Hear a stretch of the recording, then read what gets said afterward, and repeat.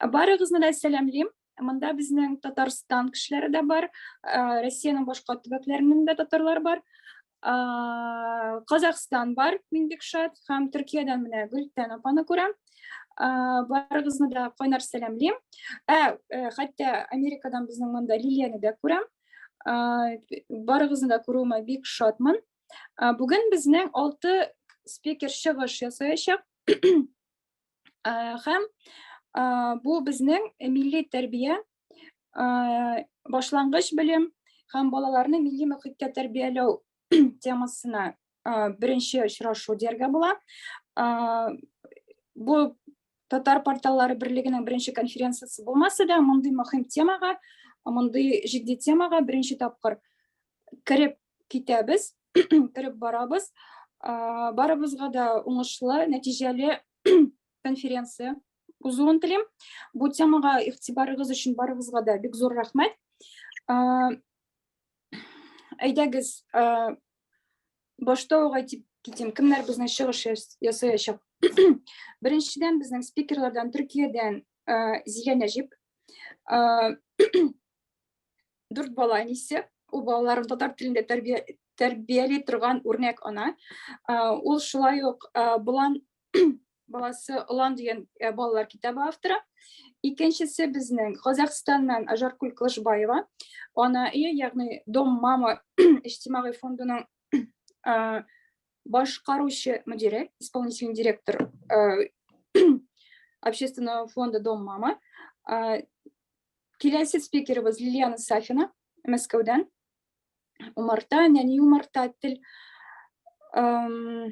мәктәпләренең нигез салучысы, җитәкчесе. Ул бүген заманча татар гаиләсендә милли тәрбия турында сөйләячәк.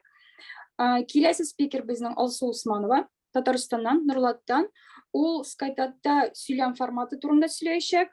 Скайтатның балалар һәм нәниләр группаларында онлайн сөйләшү клубының үзенчәлекләре турында. Yana bir спикерыбыз педагог Дамира Гареева, Казаннан. Ул татарча артбук, ягъни сәнгатьле рәсем төшерү, сәнгатьле сурәт китабы белән татар телен өйрәтү турында сөйләячәк. Бу безнең икенче китап булачак инде конференция барышында. Һәм иң җитди, иң теге зур масштаблы теманы без иң ахырга калдырдык. Мәдинә апа, Казаннан Мәдинә Мәхмүтова. Ул мәгарифтә этно-мәдәни компонентны ничек итеп булдыру үзенчәлекләре турында сөйләячәк. Ягъни балалар бакчасы, мәктәп, вуз. Бу тема иң азакта, һәм шуннан соң инде бергәләп фикер алышачакбыз, экспертларны тыңлаячакбыз. Бүген безнең 2 эксперт. Беренчесе Идел яшьләр үзәгенең мөдире Зульфия Ибляминова, Казаннан. Икенчесе Казандагы Сабыйлар балалар үзәгенең башкарма директоры Лейсән Султанова. Равил, бу тамам ахыры, ялгышсам, зинһар төзәт. Алар безнең сорау бирүләрендә катнашачак, фикер алышуда да, үзегезнең сорауларыгыз булса да, аларга яза аласыз. Аралашу өчен безнең чат бар. Сорауларны спикер сөйләгән вакытта шунда калдырырга була. Без аларны бу чыгыш азагында бергәләп җавап эзләргә тырышачакбыз. Регламентлар нинди? Спикерга 10-15 минут вакыт бирелә. Анда кемнәрдән 10 минут алды. Һәм шуннан соң без 5 минут эчендә сорау-җавапларны йөреп чыгачакбыз. Һәм дәвам итәчәкбез. Шул 5 минуттан артык сорауларыгыз калса, аларны инде иң азакта хәл итәчәкбез, сәгать 5тән соң. Димәк, безнең 3 сәгать бик нәтиҗәле, эффектлы эш башкарып чыгарырга дигән амбициоз максатлар бар. Әйдәгез башлыйк. Безнең беренче чыгыш, беренче спикер Зилә ханым. Зилә әзерме? Әзер бугай, сәмсез. Сәлам. Башлыймы? Әйдә. Рәхим итеп башлап җибәр. Ярар. Сәмсез, минем исемем Зилә Нәҗип. Мин Истанбулда яшим. 4 бала әнисе. Үземнең эшем чынбарлыкта икътисад белән бәйле. Мин аудитор, ләкин чит илдә шулай булып чыкты. Безнең гаилә чит илдә кырылды.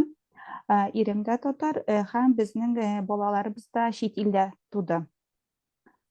Чит илдә туып үскәндә иде, мин әлбәттә эшем минем интуиция буенча балаларга татарча өйрәтә башладым һәм инде алар шактый беренче балам инде шактый 14 яшендә һәм Рима шакката инде аларның ничек татарча сөйләшүләренә. Шуның өчен ул мине бу нигә чакырды дип уйлыйм. Белмим, бәлки төзәтерсең алай булмаса. Мин Татарстанга без чит илдә озак яшәгәч инде Татарстанга кайткач бик еш, мин генә түгел, безнең шикелле чит илдә яшәүче гаиләләр бик күп мондый фикер белән күрешәбез. Ике тел өйрәтсәң, балаларның башы буталачак һәм ул соң аның теле соң ачылачак. Шундый бер фикер бар. Без бу фикер белән килешмибез, чөнки безнең кебек бик күп гаилә бар һәм балалар берничә телдә сөйләшәләр. Татарча, төрекчә, инглизчә яки французча, яки бүтән тел кайсы илдә торса һәм бер балабызның да теле соң ачылмады. Безнең төп максат монда татарча гына түгел, ана телендә генә түгел, ана телендә фикер йөртә торган балалар үстерү иде. Һәм бу фикерне миңа Алина да үзе әйтте инде, синең балаларың татарча фикер йөртә белә. Туган тел ник минемчә бик мөһим. Туган телнең мөһим икәнен чит илгә чыккач күбрәк аңлыйсың дип уйлыйм мин. Әгәр дә синең мөхитең, синең туган телең яхшы түгел, чит ил яхшырак, бу тел яхшырак, синең телең начар, матур түгел, бүтән тел матуррак дип тукып торсалар, бәлки син моңа ышанып китә аласың. Әмма чынбарлык мондый түгел. Һәр кемнең үз ана теле аның өчен иң кадерле, иң кыйммәтле тел дип уйлыйм. Чөнки бу юнәлештә фәнни эшләр дә бик әз. Чөнки кешенең бик стресс вакытында, бик җир тетрәүләр булган вакытта кеше ана телендә сөйләшә башлый. Ул ана телен белмәсә дә ана теленә күчә. Яки, мәсәлән, Төркиядә дә шундый җир тетрәү булды. Ул Стамбул акцентында сөйләшә торган кешеләр җир тетрәү торгач үз акцентында, үз авылча сөйләшә башлар. Чөнки син үз тамырларыңа бик якын һәм без туган телнең бала кеше психологиясе өчен ниһаять мөһим икәнлеге турында әле безнең фәнни эшләр бик әз. Ләкин алар бар чит илдә, шуның өчен туган тел бик мөһим дип уйлыйм. Психологик яктан икенче сәбәп туган тел ул кадерле. Синең бөтен тарихың, үзең кем икән белер өчен бик мөһим һәм инде ничә тел белсәң дә ул яхшырак дип уйлап без балаларыбызга татарча үз телен өйрәттек. Беренче балада күбрәк моңа игътибар бирдек, әлбәттә. Һәм безгә Габдулла Тукайның китаплары бик коткарды. Минемчә, ул бик эчтәлекле һәм бик бай. Аның әсәрләре, әлбәттә, мине гел Габдулла Тукайны укыгач, инде миннән сорыйлар, Зилә, син нишләп Габдулла Тукай тышында бүтән безнең бик күп язучыларыбыз бар бит, син нишләп гел Габдулла Тукайны укыйсың балаларыңа дип сорагач, мин чынлап та әйе шул дип уйлап куйганым бар. Һәм чыннан да бар, бездә яхшы татарча бүтән язучылар да бар, укый торган, ләкин кайбер әсәрләрне татарча мин балаларыма укый алмадым, чөнки алар заманчага уйгын туры килмидер, заманчага, аларга кызык түгел.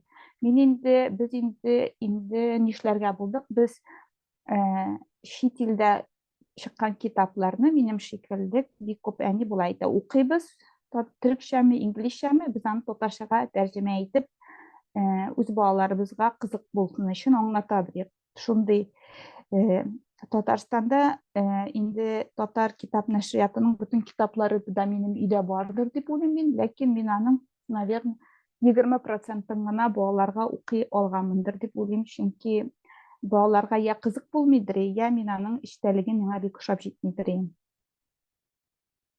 Китап укуны без бик яратабыз, чөнки ул бик файдалы дип һәм Мында инде китап балага түгел, без бала белән китап укырга тырыштык. Чөнки анда китап бергә укыганда интерактив булганда, бала белән син баланың дөньясын күбрәк аңлыйсың, тел байлыгы аның күбәя. Һәм шул татарча китаплар без Татарстанга кайткач аладыр. Һәм бик күп инде балалар үстергәч, чит ил китапларда үстергәч, инде шундый фикер туды, безгә дә, бу юнәлештә бик күп эшләргә кирәк безгә. Безгә татарча мультиклар кирәк, татарча китаплар, һәм мин дә үз хикәямне яздым. Инде безнең дә төрекләр әйтәләр, безнең дә бу ашта үзебезнең өлешебез булсын дип. Китапны яздым, берничә экспертка укыттым, теге үзе ясаган әсәр, ой, шундый шәп булмасын дип, чынлап да чит илдә дә бу китап басырлык дигәч, Улан малай Улан дигән китапны яздык, аны кем чыгарды әле безнең? Юлбасма нәшрияты чыгарды дип хәтерлим. Юлбасма нәшрияты чыгарды. Ул сыры тиз генә чыга алмады, чөнки анда пандемия, мазар керде. Тагын нәрсә булды? Хәзер әйтәм, нәрсәләр әйтмәкче. Моның мин үзем өчен дә ни булды, сюрприз булды. Моны беренче засыпайка русча әйтәләр инде, йоклар алдыннан укыла торган беренче китап. Чөнки балалар бит инде йоклыйсылары килми, йокларга ятасылары килми. Беренчедән бала белән без йоклар алдыннан китап укыганда алар бик яратып укыйлар. Икенчедән анда персонаж да йокларга ята, һәм мен моны Disney ниләрендә дә күргәнем, минем китапта да йокларга ята, һәм бала үзен шул персонаж белән йокларга ятырга җайлырак. Шуңа күрә беренче засыпайка китапта булды, бу ул яктан да минем өчен сюрприз булды. Шундый минем хикәям менә мондый. Тагын нәрсәләр сөйлимме, син мине яхшырак беләсең. Беренче тапкыр мондый җирдә чыгыш ясыйм, шуңа күрә бераз ашыгып та сөйләргә мөмкин. Менә мин сорарга телим, мин әлбәттә күрәм ниндидер киртәләр дiyeyim инде, татарча китапларны укыганда, менә бу чит илдәге балалар өчен, аны Зилә үзе дә әйтә алыр, менә балалар татар әдәбиятын да, татар китапларын шул ук Тукайны укый башлар өчен иң беренче каршылык нинди? Ничек аңламадым сорауны? Менә ул балалар Европада тусын, Төркиядә тусын, татарча контентны укый башласын өчен нинди каршылыклар бар? Нәрсәләрне җиңәргә кирәк? Беренчедән үзең ышанырга кирәк. Мәсәлән, тагын бер гаилә бар, безнең Америкада яшәүче. Мин аны инде, алар бик татар җанлы гаилә, хәтта алар да татарча өйрәтмәскә микән дип уйлаштырганнар. Аннары инде бүтән зуррак бер гаилә апасын син нәрсә ничек инде балаң өчен татарча бик мөһим дип әйтү белән мин үз-үземә килдем, һәм балага аларның балалары бик чиста хәзер татарча сөйләшәләр. Беренчедән, әни белән әтидә шик булмаска тиеш, нишләп татарча кирәк. Безнең башта шиктән башлана. Шикләнә башлый.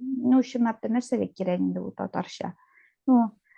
Эш эшли алмый инде бу татарча, аннары нәрсә? Эштә кирәк бу, инде, нәрсәгә кирәк инде баланың башын катырга. Бер. Икенчедән, ни башлана? Әни белән әтинең булай да эше күп, аның өчен чынлап та бик күп энергия кирәк татарча өйрәтер өчен.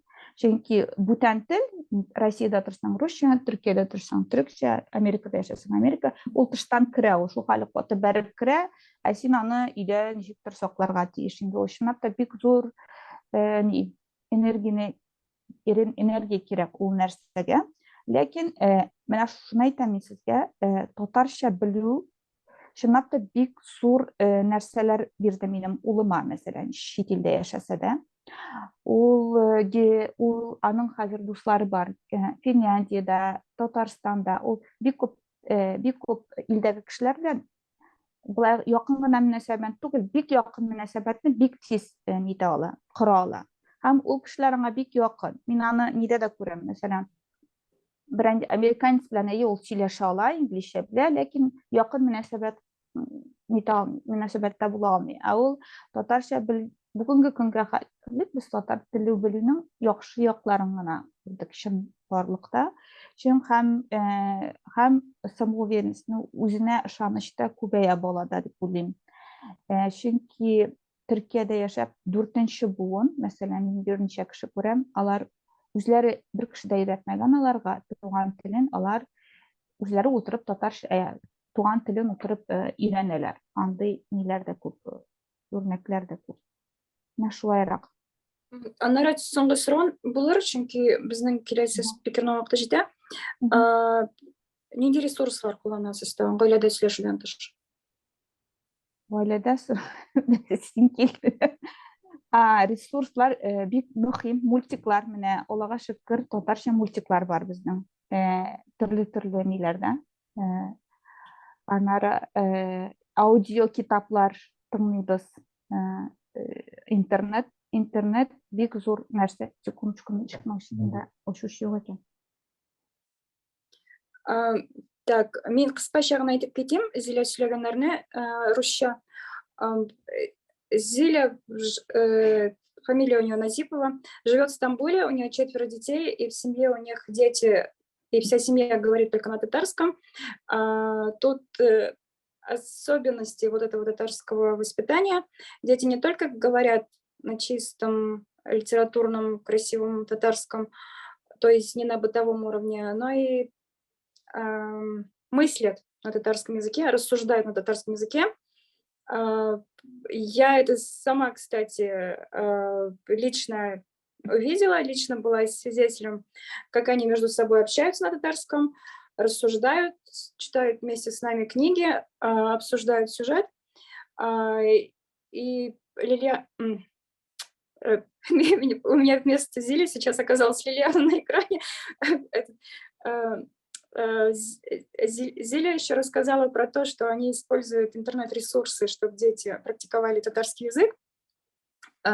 И ребенку легче общаться с детьми из других стран на татарском языке, легче находить какие-то общие точки, если, по сравнению с тем, если общаться с ними только на английском. Если ребенок общается с носителем татарского языка из другого региона, из другого города, из другой страны, им легче найти общий язык, легче сдружиться по сравнению с общением на другом языке.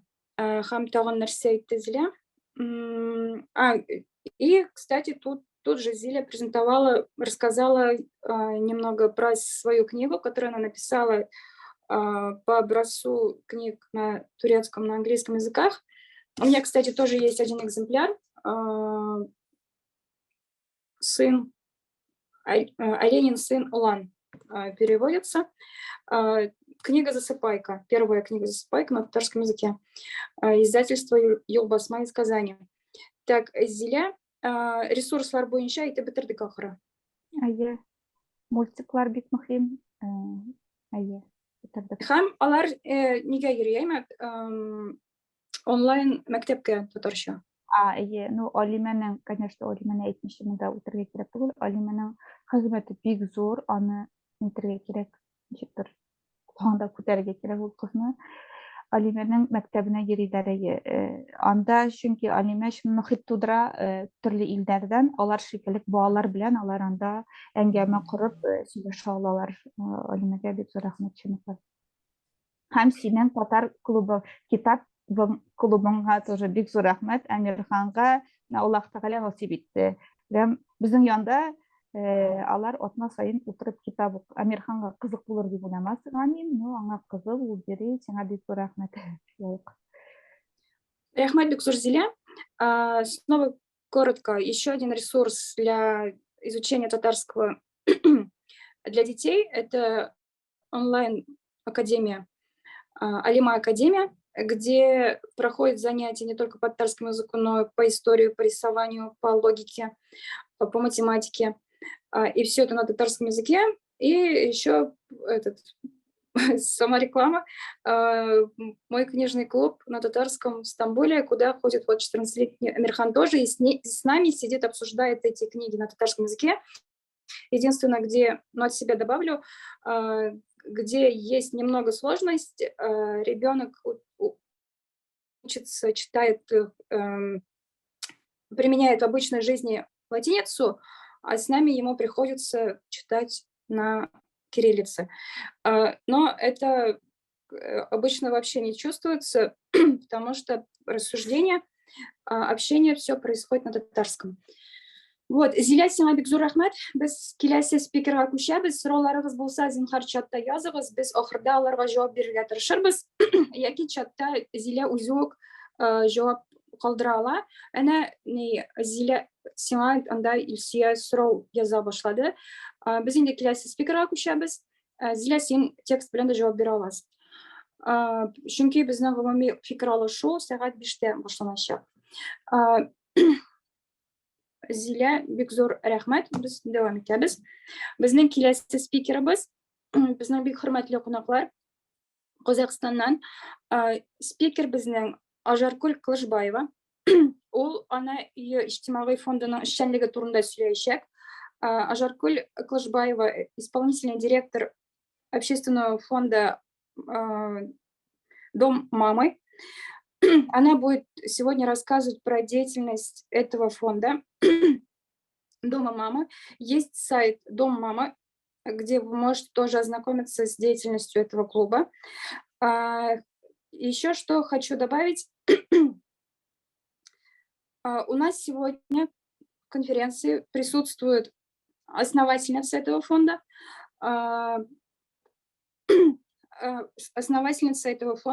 автор этой идеи, и к ней можно тоже напрямую обратиться у нас через чат, через вопросы. Приветствуем Рахимбаеву Анархану.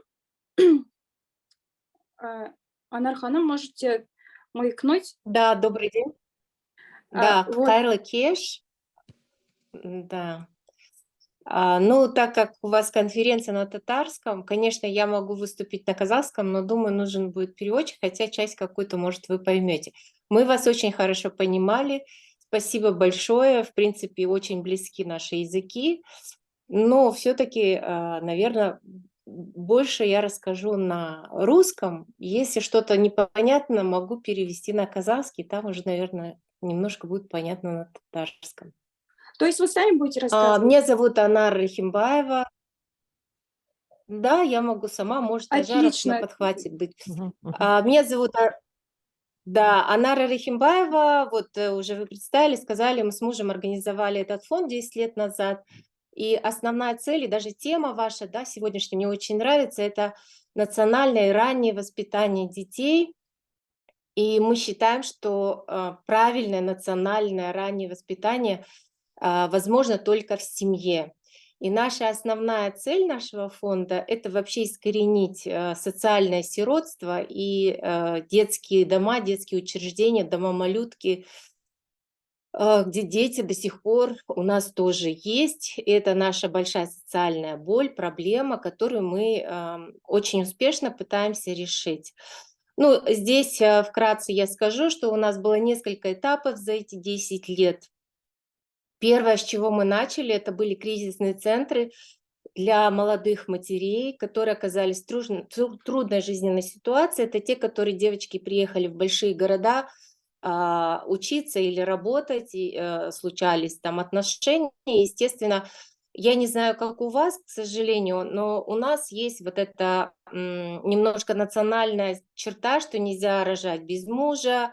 У нас называется ятполат, это позор для семьи, и в большинстве случаев молодым мамочкам некуда обратиться, и единственным выходом остается то, что отказаться от ребенка, потому что семья не принимает такое положение вещей, потому что это и мусульманская страна, и восточный наш казахский менталитет.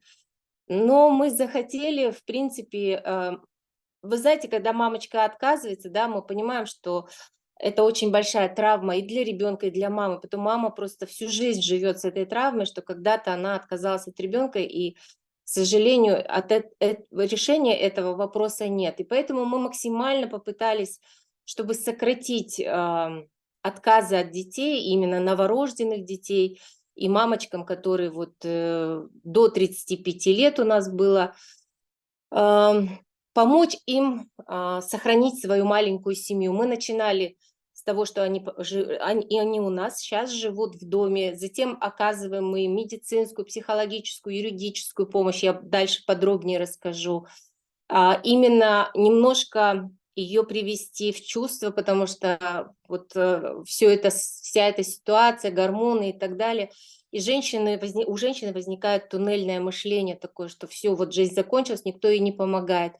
Также мы параллельно работаем с кровными семьями, это бабушки, тети, сестры, и в большинстве случаев мы проводим такую большую психологическую работу для того, чтобы мама и новорожденный ребенок все-таки были в кругу семьи.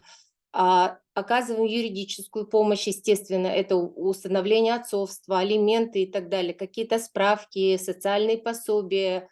И, в принципе, в среднем у нас они находятся 6 месяцев, и за это время мамы могут практически очень хорошо социализироваться, и даже если родные не принимают, они спокойно идут в самостоятельную жизнь, но самое главное – это сохранить ребенка в семье, и чтобы ребенок не оказался в доме ребенка. За эти 10 лет, которые у нас существует фонд, мы помогли почти 6 тысяч мам прошло у нас, детей прошло, конечно, вот 5 тысяч, вот если точно там в цифрах говорить, более 6 тысяч, потому что у нас были и двойняшки, более 6 тысяч детей не попали в дома ребенка, остались со своими мамами, со своими семьями. Можно дальше слайд, да? Вообще наш фонд покрывает весь Казахстан, кризисные центры находятся во всех городах, крупных городах, областных центрах нашего Казахстана. Конечно, в республиканского масштаба городах, это в столице, в Алматы, в Шымкенте, у нас по несколько домов, потому что там все-таки прибывает больше мамочек, молодых девушек, которые, ну так скажем, приезжают учиться и работать. В разное время было разное количество. На сегодняшний день у нас 21 дом. Дома у нас полностью финансируются нашими меценатами. И это чисто такой, скажем, не привязан к государственному финансированию, никаким грантам и так далее. Следующий слайд, пожалуйста. Вот то, что я сказала, помимо того, что это какие-то бытовые условия, еще очень большое значение у нас именно социализация, это социальное предпринимательство. Во-первых, мы восстанавливаем и документы, и психологическая помощь, и все-все-все, вот то, что это краткие результаты, да, которые вот мы в течение вот времени пребывания с мамой в течение 6 месяцев пытаемся вот решить. Если говорить в цифрах, за 10 лет, вот вы видите эту диаграмму, где отмечены самый главный показатель – это снижение детей в домах ребенка в Казахстане. На сегодняшний день, вот мы буквально смотрели недавно, порядка 400 детей все-таки еще остаются в домах ребенка, но именно дома ребенка сейчас, они заполнены у нас на 40%, если вот говорить о проектной мощности, да, там рассчитано на большое количество детей. Сейчас детей до 4 лет в Казахстане практически нет. Если есть, то это дети, которые ну, с диагнозами или сиблинги, это братья и сестры из больших семей, есть большие детки, есть новорожденные детки. И в большинстве случаев, конечно, это мамы, которые находятся там вот, ну, в местах заключения или там длительное лечение. Но это такая большая тоже социальная проблема, которую мы тоже решаем, и дальше я тоже цифры покажу. Можно следующий слайд. Конечно, увидев успехи самого кризисного центра, мы понимали, что количество детей в вообще в учреждениях это не так быстро растет, потому что дети поступают же не только новорожденные, разные возраста. И следующей целью у нас в 2016 году мы открыли Национальное агентство по усыновлению, где мы готовим, обучаем, подбираем, помогаем с документацией. Это семьям казахстанских граждан, которые хотят усыновить детей. В том числе мы готовим статусы детям, потому что вот как раз-таки длительно, когда дети находятся, не всегда учреждения или органы опеки у нас работают с юридической документацией, и не всегда дети могут устроиться в семью. Ну, здесь вот перечень, я уже не буду говорить, чем мы занимаемся. Я только единственное хотела бы отметить, что в 2019 году нашим фондом мы инициировали на изменения в Кодекс о семье и браке Республики Казахстан. И по закону, прежде чем семья берет ребенка в семью, обязательное прохождение школы приемных родителей. Основной результат – это то, чтобы не было повторных отказов, потому что возвраты детей, конечно, это очень большая проблема, когда вторичное сиротство, да, это психологическая травма. За время нашей работы вот у нас более 14 тысяч граждан было проконсультировано, подготовлено в ШПР, и 1722 ребенка сейчас нашим фондом устроены в семью. И здесь просто этой цифры нет, и более 800 семей у нас находится на сопровождении, потому что помимо того, как устраиваются дети, у нас еще есть добровольное, правда, мы настаиваем сейчас на том, чтобы это было в законе закреплено, обязательное сопровождение, потому что есть своя специфика адаптации детей, которая зависит уже от количества лет, проведенных в учреждении. Третьим направлением в 2018 году это было то преобразование, трансформация детских учреждений, так скажем, для более приближенного к семейному содержанию детей, все-таки тех, которые не устроены детей в семью. Мы проводим пилот в 3 регионах страны. И это тоже очень большая, хорошая такая продуктивная работа. И на базе вот этой работы, следующий, наверное, слайд или чуть позже будет, это то, что мы сейчас хотим внедрить в Казахстане, Институт профессиональной семьи. Институт профессиональной семьи, это тоже вот сейчас лоббируем закон в нашем мажилисе. Это вот опять же в виде графика, насколько вот вся наша разносторонняя работа сказалась на количестве детей. Это уже во всех учреждениях. У нас сейчас в Казахстане 4916 детей, это было в 2021 году. Учитывая то, что мы первое, это предотвращаем попадание детей, и если же все-таки предотвращаем попадание новорожденных детей, второй этап максимально устраиваем детей в семьи, и в принципе количество в 2 раза уменьшилось, количество детей в детских домах. Сейчас очень большой, вот то, что я сказала, именно домов ребенка, мы сейчас пересматриваем формат, в ресурсные центры переводим. Это работа по профилактике социального сиротства, чтобы предотвратить попадание в дом ребенка мамы, которые находятся в трудной жизненной ситуации. С 2021 года, сейчас вот, буквально там чуть больше полугода, у нас возвращены в семьи уже 406 детей. Здесь мы в очень близком контакте с именно кровными родственниками, социальным окружением мамочки, и те мамы, которые временно оставили ребенка в домах ребенка, мы прорабатываем весь круг ее вопросов и максимально возвращаем. Это тоже очень большой показатель для нас, поэтому большая часть детей в домах ребенка, они сейчас находятся в семьях, но мы эти семьи тоже сопровождаем. Еще один 5-й этап, это вот в прошлом году он у нас вначале стартовал. Не секрет, что в учреждениях, даже вот из тех, которые вот мы озвучивали, там 400 детей в домах ребенка, это вот, я думаю, что как у вас система, да, до 4 лет, и после 4 до 18 это уже детские дома. У нас по статистике это 80%, конечно, имеют диагнозы, в большей степени, конечно, это средние, легкие диагнозы, но все равно диагнозы отпугивают приемных родителей. Очень многодетные есть семьи, сиблинги, братья, сестры, разнополые, разновозрастные. И для того, чтобы все-таки вот анализ 2021 года у нас показал, что 16% детей, которых мы устроили, были уже с диагнозами.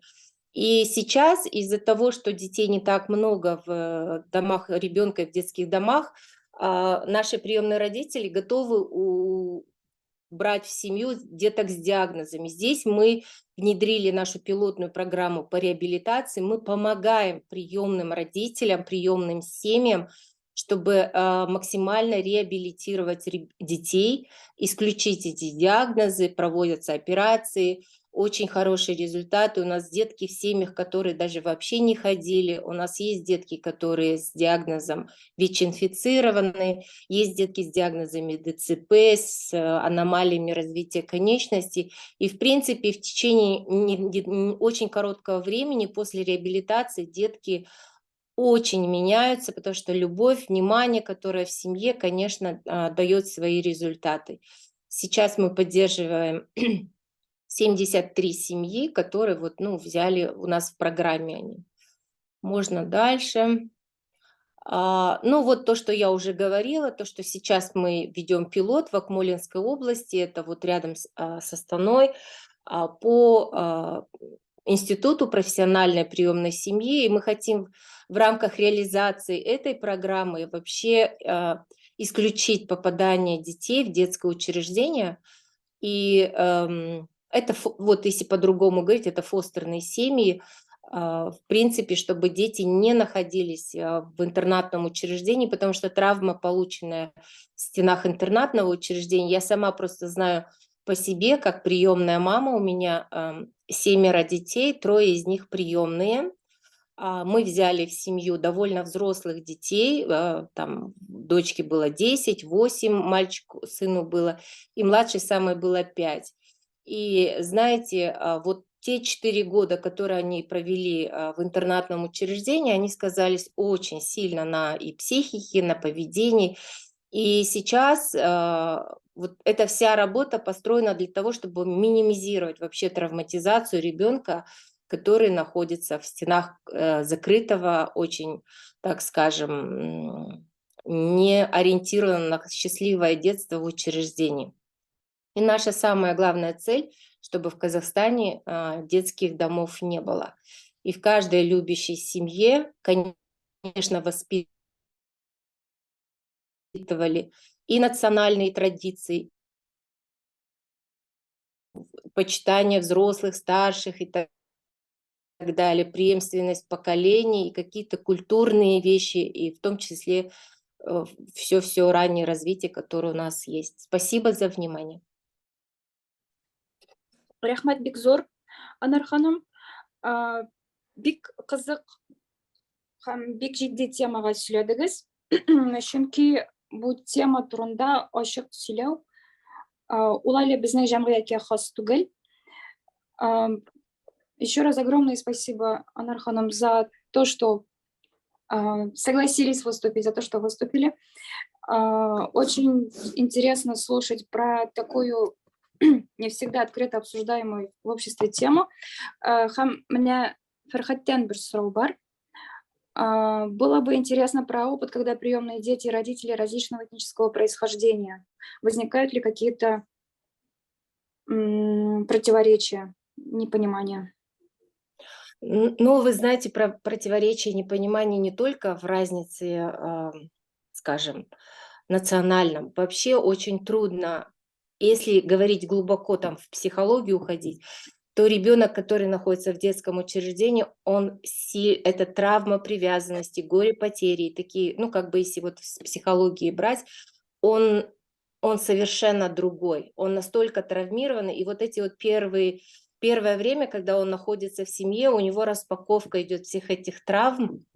Я честно скажу, у нас, когда, через месяц конфетно-букетного романа, да, когда мы привезли семью детей, через месяц и в течение там 1,5-2 года была адаптация сложнейшая, и это не зависит от национальности или языка, на котором ты разговариваешь. Это сама психология вот ребенка и взрослой семьи. Трансформация, изменение идет в семье целиком.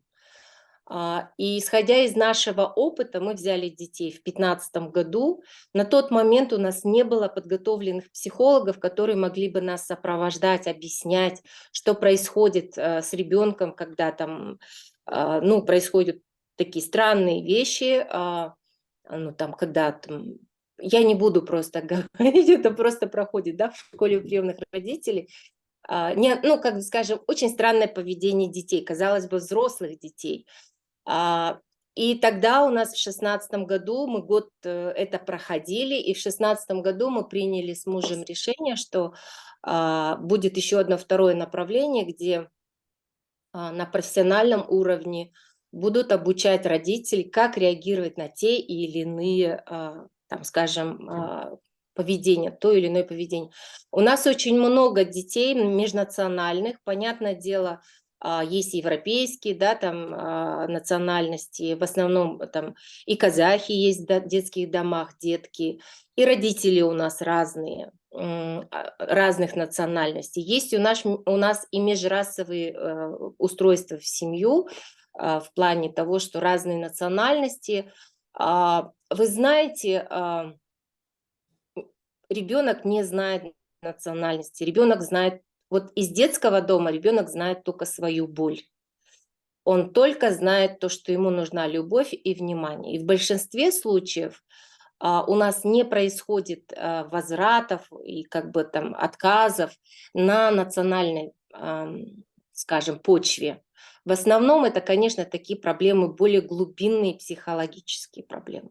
В национальных вопросах, так скажем, вот если семья состоялась, там ребенок обычно, ну, чаще бывает русский, а семья, допустим, казахская, потому что, ну, как бы немножко национальный разлет, он чувствуется у нас, потому что казахов, и казахи есть, и русские, но русских немножко больше, и вот они там и возрастами постарше бывают. Разногласий по национальности из всех тех, которые проблем у нас было, не было. Рахмат Бекзор, огромное спасибо. Ферхат тоже написал огромное спасибо за ваш опыт. Анар Ханом, мы продолжим. Спасибо вам. Я знаю, что у вас уже 15 плюс 3, это 18:50, уже почти 7 часов вечера, разница во времени. Еще раз огромное спасибо за выступление, за ваш опыт, вообще за такой хороший проект. Было бы здорово, чтобы такую же идею начали реализовывать и в других регионах во благо общественности. Ярый, біз devam етеміз, біз біраз соңға қала башладық. Біздің келесі спикер Лилиана ханым Сафина, Мәскәудән. Лилиана Мәскәүдә әйтергә кирәк, беренче диек мисаң, бик озак вакытлар татар телен укытучы, татар теле дигәч Мәскәүдә беренче искә килә торган шәхес. Ул Умарта татар теле мәктәбе җитәкчесе, нигез салучысы. Һәм ул бүген безгә заманча татар гаиләсендә милли тәрбия тәҗрибәсеннән чыгыш ясаячак. Лилиана, әзер булсаң, күз кыз.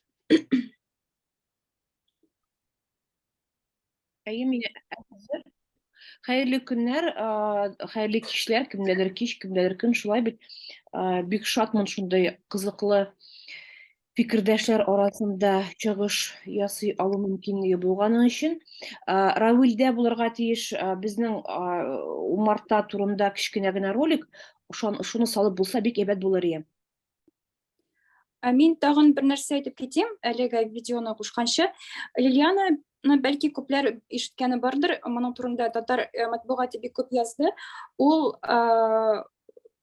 бер кадәр вакыт Мәскәүнең Эхо Москвы радиостанциясында татарча сөйләшәбез дигән тапшыру алып барды, говорим по-татарски. Безнең медиа шәхес дияргә була Лилиананы. Һәм хәзер әгәр эшләп китсә, башлап җибәрәбез теге видеоны аладырса.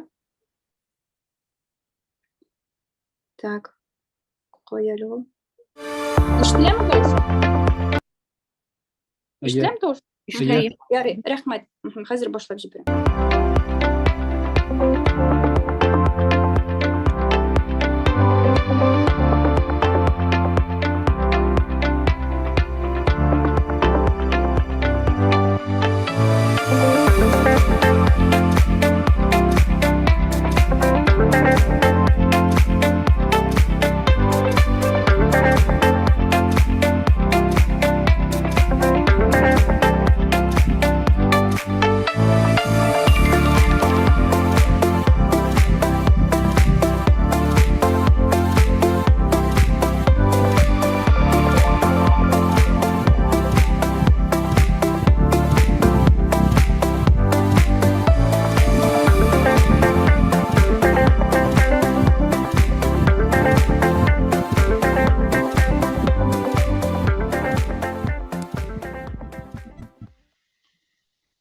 Рәхмәт бик зур тыңлаганыгыз өчен. Лилияна дәвам ит. Бик әйбәт, бу безнең ел башында башлана торган демонстрацион ролик иде, шуңа күрә теге соңгы слайдында күрергә күрә алдыгыз шулай бит. Бик кыен чыннан да Анар ханымнан шундай шундый катлаулы темадан соң тагын балалар темасын дәвам итеп сөйләшеп китәсе, чөнки бер яктан кешеләр шундый глобаль әйбер белән шөгыльләнгән вакытта без инде гаилә эчендә булган тәрбия турында, милли тәрбия турында, милли белем бирү турында сөйләшергә тиешбез. Шулай бит һәм умарта турында берничә генә сүз. Бу бәлки шәхси проект булуына карамастан, бу иң беренче чиратта теге үзең әни булгач, шулай бит үзеңнең тормышын инде тәрбия турында, белем турында, тел турында кайгырта башлагач, барлыкка килгән әйбер булды. Чөнки әни булганчы бу әйберләрне аңлап бетермисең кебек, ничектер бар башында булмаса бик зур идея бар, ләкин аны тормышка ашыру бик кыен, бик җентекле, бик авыр эш, дөресен әйткәндә. Һәм ничек итеп тәрбия дә бирәсе килә, телгә дә өйрәтәсе килә. Безгә чыннан да 2 яшь ярымлык балалар умартага әтиләре алып килеп, без аларга татар теленә өйрәтергә тырышабыз. Атнага бер генә булса да, чөнки бөтен балалар да, бөтен әтиләр дә алар атна буе кадәр йөриләр, нидер эшлиләр, аларның үзләренең башка түгәрәкләре дә бар, шулай бит. Ләкин инде мин һәр ел сайын рәхмәтләрне җиткереп калам безнең әти-әниләргә, шулай иркәләнеп ятмыйча, үзләренең шимбә көннәрен туган телебезгә багышлап балаларын алып килү үзе бик зур эш. Чөнки без үзебез яктан килгәндә тырышабыз, безнең дәресләр үтәләр Мәскәүнең үзәгендә генә, һәрбер кешегә җәл булсын өчен дип. Ләкин бу безнең генә эшебез түгел, миңа калса бу әти-әнинең аңлап, шундый татар теле туган тамырларын аңлап телгә ихтирам йөртеп алып килүләре бу беренче чиратта әти-әниләрнең зур эше. Шул гына бер тетрәндергеч хәл, бер яктан карасак, әллә ни зурлык шәһәр кебек, әллә ни зурлык башкала кебек, татарларның санында байтак әз генә түгел, шулай бит. Ләкин шул тамчы балакайларны чыксыман җыеп алу, бу җиңел эшләрдән түгел, чөнки моның сәбәпләре дә берничәдер. Я булмаса, бу безнең татар заманча татар гаиләсендә татар теленә ихтирам бармы икән, татар телен кирәк дип саныйлармы икән, я булмаса, без булай да беләбез, безгә инде теге ипи тозлык белгәч җитә дип уйлаудан гына микән дип кайвакыт аптырап та калабыз, чөнки балалар саны теге үлеп китәлек шул хәтле бик күп дип әйтмәс идек. Ләкин булганна канәгать без, димәк, эш бара, теләүчеләр бар, үзәң аңлаучы кешеләр бар һәм милләткә дә өмет бар дигән сүз. Безнең балалар әйтеп үткәнемчә 2 яшьләреннән алып мәктәпкәчә балалар, мәктәп яшендәге балалар һәм безнең әле яшь үсмерләр дә онлайн форматта татар телен өйрәнәләр, укыйлар. Балалар саны төрлечә, чөнки балалар булгач алар авырудан да төрле башка әйберләрдән дә килә бит инде, шулаймы? Ләкин ничек кенә булмасын, без бу эшне алып барабыз һәм уңышлап барабыз дип уйлыйм. Үзем менә шәхсән үземнең хәлемә килгәндә, шәхсән үземнең гаиләмә һәм балаларыма килгәндә, бу чыннан да бик зур эш. Менә килешәм тулысынча Зилә ханым белән, балалар белән татарча гына сөйләшү, гел үзеңне теге саклап, гел үзеңне контрольдә тоту бу җиңел эш түгел. Ләкин минем гел башымда шундый сорау туа: син үзеңнең туган телен татар икән, син татар телендә авызың ачылган икән, син татар телендә фикер йөртә аласың икән, ничек итеп синең башыңда үз балаң белән башка телдә сөйләшү теләге була ала дигән әйбер минем гомумән башыма сыймый торган әйбер ул. Мин шул әйберне аңламыйм. Ничек инде менә син туган телең синең татар, син татар авылында туып үскәнме, шәһәрендә туып үскәнме, ләкин менә мин, чтобы не было акцента. Ну, миңа аңлашылмый ул җегетләр, кызлар, дөресен әйткәндә, ул әйбер гомумән дә аңлашылмый. Ничек инде син телеңне җырта, менә мин бер шундый күңелсез хәл бар, менә минем әниемнең абыйсының хатыны үлем түшәгенә эләккәч, алар балаларын үзе 40-50 еллап Мәскәүдә яшәде, татар теленә балаларын өйрәтмәде, төпчеге генә өйрәнде, авылга кайтып та әле шулаймы, ләкин үлем түшәгенә яткач, урыс телен онытты дип әйтерлек. Аның теле әйбәте, камил иде, ләкин ул аны онытты. Һәм балакайлар тирә-ягына җыелып утырдылар да, беләсезме, көн-төне WhatsApp-ка әнисенең әйткәннәрен, соңгы сүзләрен яздырып, миңа җибәреп утырдылар. Тәрҗемә итеп бирә әле, әни нәрсә әйтә икән дип. Менә шул әйбер, бу бит куркыныч әйбер. Сиңа берни дә тормышның бер әйбер дә кирәкми, синең балаларың сине соңгы юлга озаткан вакытта һәм син аларның соңгы әйберләрен, минутларын ишетә алган вакытта сиңа тел җитми. Бу бит фаҗига, дуслар, шулай бит. Һәм менә шул әйберләр дә мине шул хәтле менә теге ничек инде, менә бу бит хәлдән беркем дә арынмаган, шулай бит. Ничек инде, әйе, әлбәттә җиңелрәк сиңа теге масса күләм телдә сөйләшергә. Әлбәттә синең балаңа җиңелрәк, син аны кайвакытта сиңа русча шигырь бирәләр, рус теле укыттыралар, рус теленә өйрәтәләр. Аның мөхите урыс, шулай бит. Ну, безнең очракта шулай бит. Ләкин ничек кенә булмасын, кайвакытта җиңел дә кебек, шулай, кайвакытта менә авыз да күтәрелми, авыз да ачылмый, тел дә күтәрелми, үзеңне мәсәлән татар телендә балаңны әрләргә. Менә шул хәтле кыен әйбер миңа балага татарча урышырга баланы, дөресен әйткәндә. Чөнки менә телне шул хәтле саклап, берәм җыеп яшисең сыман, бу да булырга тиеш дип әйтүем телдә. Тел ягына, тәрбия ягына килгәндә. Тагын бер кичә генә бер молдаван җегете белән таныштым. Ну, балам әле 6 ай гына ди. Ничего страшного, хатыным урыс, мин үзем Молдаван мәктәбен бетердем ди.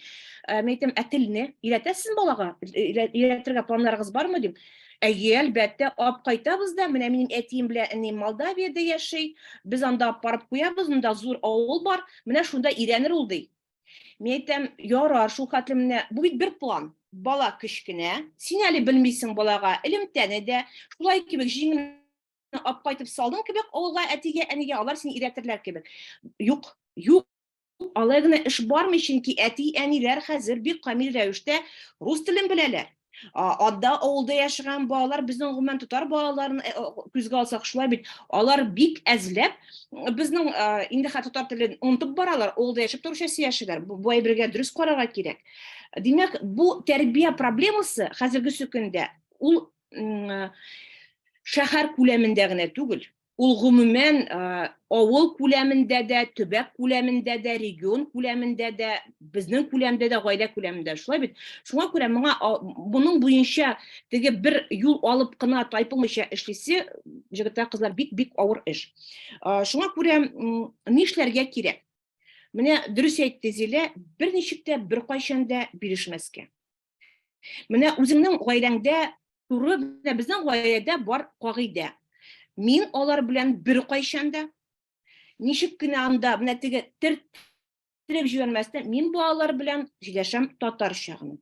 Мин балаларга укыйм татарча гына, минем әле ул гына түгел, улы кызым уйлый, мин бөтенләй русча белмим дип кайсы бер вакытка хәтта уйлый, мин укый белмим русча, укыган аңламый дип, шулай дип уйлый торган иде ул. Менә әгәр дә синең башыңда бар икән кагыйдә, үзеңнең башыңда бар икән максат, иң беренчесе, шулай бит, бу бит теге стратег булырга кирәк. Менә алга бардың икән, синең стратегияң бар икән, алга белергә, өйрәнергә һәм тайпылмыйча әкренләп кенә берәм генә кыен итеп тел генә бит түгел. Эш эш бит әле тагын монда теге сәясәт тә килеп керә, монда әле килеп керә, балаңның саный уку белүдә, шулай бит татарча аңа тәрҗемә итеп утырасың, рәхәтләнеп шул математик биремнәрне, аңа рәхәтләнеп тәрҗемә итәсең бөтен әйберне дә. Шуңа күрә бу бик катлаулы эш. Менә шул хәтле кыен эш ул дөресен әйткәндә. Һәм һәрбер кешенеке хәленнән килә микән? Безнең татар ата-анасы хәзерге заман ата-анасы татарча тәрбия белә бирә микән? Татар анасы, атасы көчле шәхес, үзеңнән уялмыйча, үзеңне аңлап, үзеңне кабул итә белергә өйрәтә белә микән? Бу инде миңа калса педагоглар эше түгел, бу инде психологлар эше. Чөнки оялу, кимсенү, җиңелрәк су агымы буенча агып бару бу бик җиңел ассимиляция өчен булган процесслар. Миңа калса безгә татар психологиясе белән кызыксынып эшләргә кирәк. Миңа бүген беренче тапкыр теге уку клубы турында да сүз китте, шулай бит. Чыннан да миңа калса бүгенге көндә һәрбер кешенең өстәлендә булырга тиеш ул Әмирхан Инеки әйтелмәгән васыят. Анда бөтен әйбер бар. Анда татар психологиясе дә бар, анда көнкүреш тә бар, анда киләчәк тә бар, анда фаҗига дә бар. Әмирхан абый шул хәтле менә үзен алга карап, менә ул бит 60 елда язылган әсәр, шулай бит. Ул бүгенгесе, ул менә кичә язылган әсәр кебек. Менә шуны куркытасыгыз килә икән, куркытмыйча эш бармый. Куркытасыгыз килә икән, кертеп җибәрәсегез килә икән, тормышы менә фаҗиганы күрсәтәсегез килә икән, әлбәттә шуны күрсәтергә кирәк, шуны укытырга кирәк, шуны белдертергә кирәк. Һәм балаларга мин балам зур кызыма 10 яшькә булуга карамастан, мин аңа тулысынча бу китапны һәр кич әкренләп әле дә укыйм. Аңлатам, балача тәрҗемә итеп бирәм, чөнки ансыз аңлау, ансыз аңлатып бетерү кыен, дуслар, беләсезме? Шуңа күрә гомумән тәрбия бирү, гомумән саклап калу, гомумән концепт белән җыр биюдә генә эш бармый, кызганычка каршы. Интеллектуаль мөмкинлекләрне арттыру, кешегә белем бирү, татар җегетен, кызын тулайым бер образ, татар гына түгел, башка милләткә кагыла, шулай бит, тулайым бер образ итеп бирү. Бу бик зур эш, бу һәрбер әти-әнинең, әби-бабаның кулыннан килә торган эше. Шуңа күрә минем инде бу теге больная тема, мин бу турыда бик узак сөйләй алам, ләкин вакытыгыз тар, шуңа күрә соңрак дәрестә сорауларыгыз булса, җавап бирергә әзер булырмын. Бик зур. Әйе, бу инде шундый ни кебек булды. Милли пикет татар анасының җан авазы диек. Кемгеләргә кызык, мин чатка салдым әйтелмәгән васыятның текстын, аның хәтта интернетта аудиосын да табырга була. Әгәр тыңлатырга теләсәгез, татар әдәбиятының классикасы. Сораулар юк, Лилияна, дөресен әйткәндә, чөнки монда барысы да Лилияна, рәхмәт, Лилияна супер дип кенә яза. Бик дөрес сүзләр, дөрес әйтәсез, һәм башкалар. Миңа калса, монда сорап буладыр, бәлки, менә бу ниләр умартага килә торган балаларның рус телле булса, әгәр алар русча сөйләшә, татарча берни белмәсә, ничек итеп аларны сөйләштереп, авызларын ачтырып җибәргән, бу теманы соңыннан синнән соң алсу дәвам итәчәк. Сездә менә ниндирәк ниләр кулланыла? Һәм ата-аналарга нинди киңәшләр бирәсез? Ниндирәк сүзләр кулланыла? Беренчедән, әти-әниләр белән һәрбер безнең ел башы саен бик узак 45 минутлык лекция үтә. Менә бүгенге форматта, бүген әле теге сокращенный варианты булды аның. Булай 45 минут буе мин сөйлим әти-әниләргә, ничек итеп бирешмәскә. Менә беренче бирешмәскә. Ләкин монда бит ике проблема бар. Әгәр дә әти-әни телле булса, бу бер әйбер. Әгәр дә әти-әни телле булмаса, шып кына алып килә дә баласын теге менә тапшыра да дәүләткә, хөкүмәткә, курсларга һәм өйрәтегез ди. Бу инде икенче нәрсә, шулай бит. Шуңа күрә бу тел сындыргыч шулай бик катлаулы эш.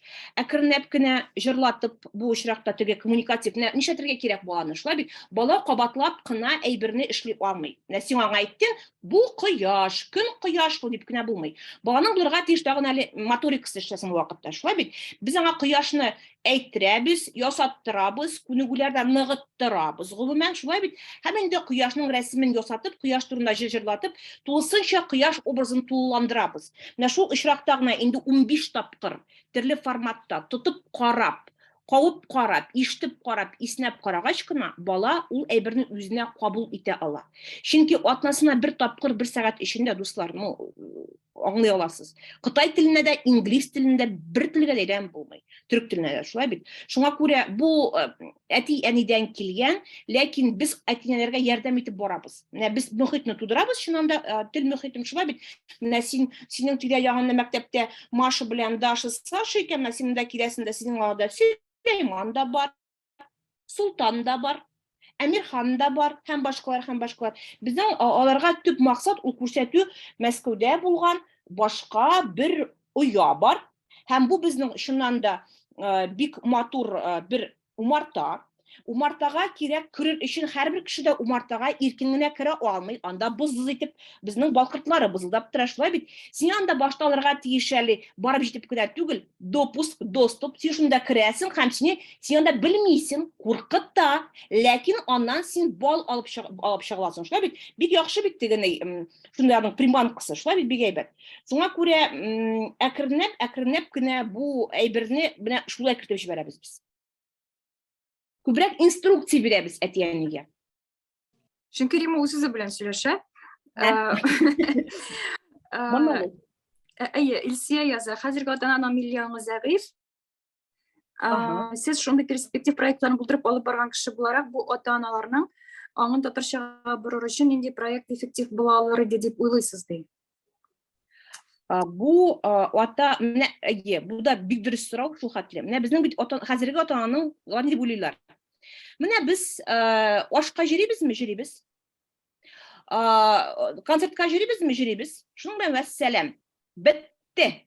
Без татарчаны беләбез, без яларны барысын да беләбез, без пәрәмәч пешерә беләбез, без эч пошмакны ничек булган беләбез, тәмен дә беләбез. Без Казанга барып кайттык. Без татарлар булды. Бу максимум. Һәм аның өчен ата-аналарга менә ничек кенә булмасын, беренчедән кирәк ниндидер менә ана бала таба. Шулай бит. Аның беренче чиратта үзенең мәсәлән ул мәсәлән үзе Рима ди. Ул белә Гумерова икәнен, шулаймы? Һәм аның баласына татар теле ул телне белмиде мәсәлән, Аллам сакласын, шулаймы Рима туташ?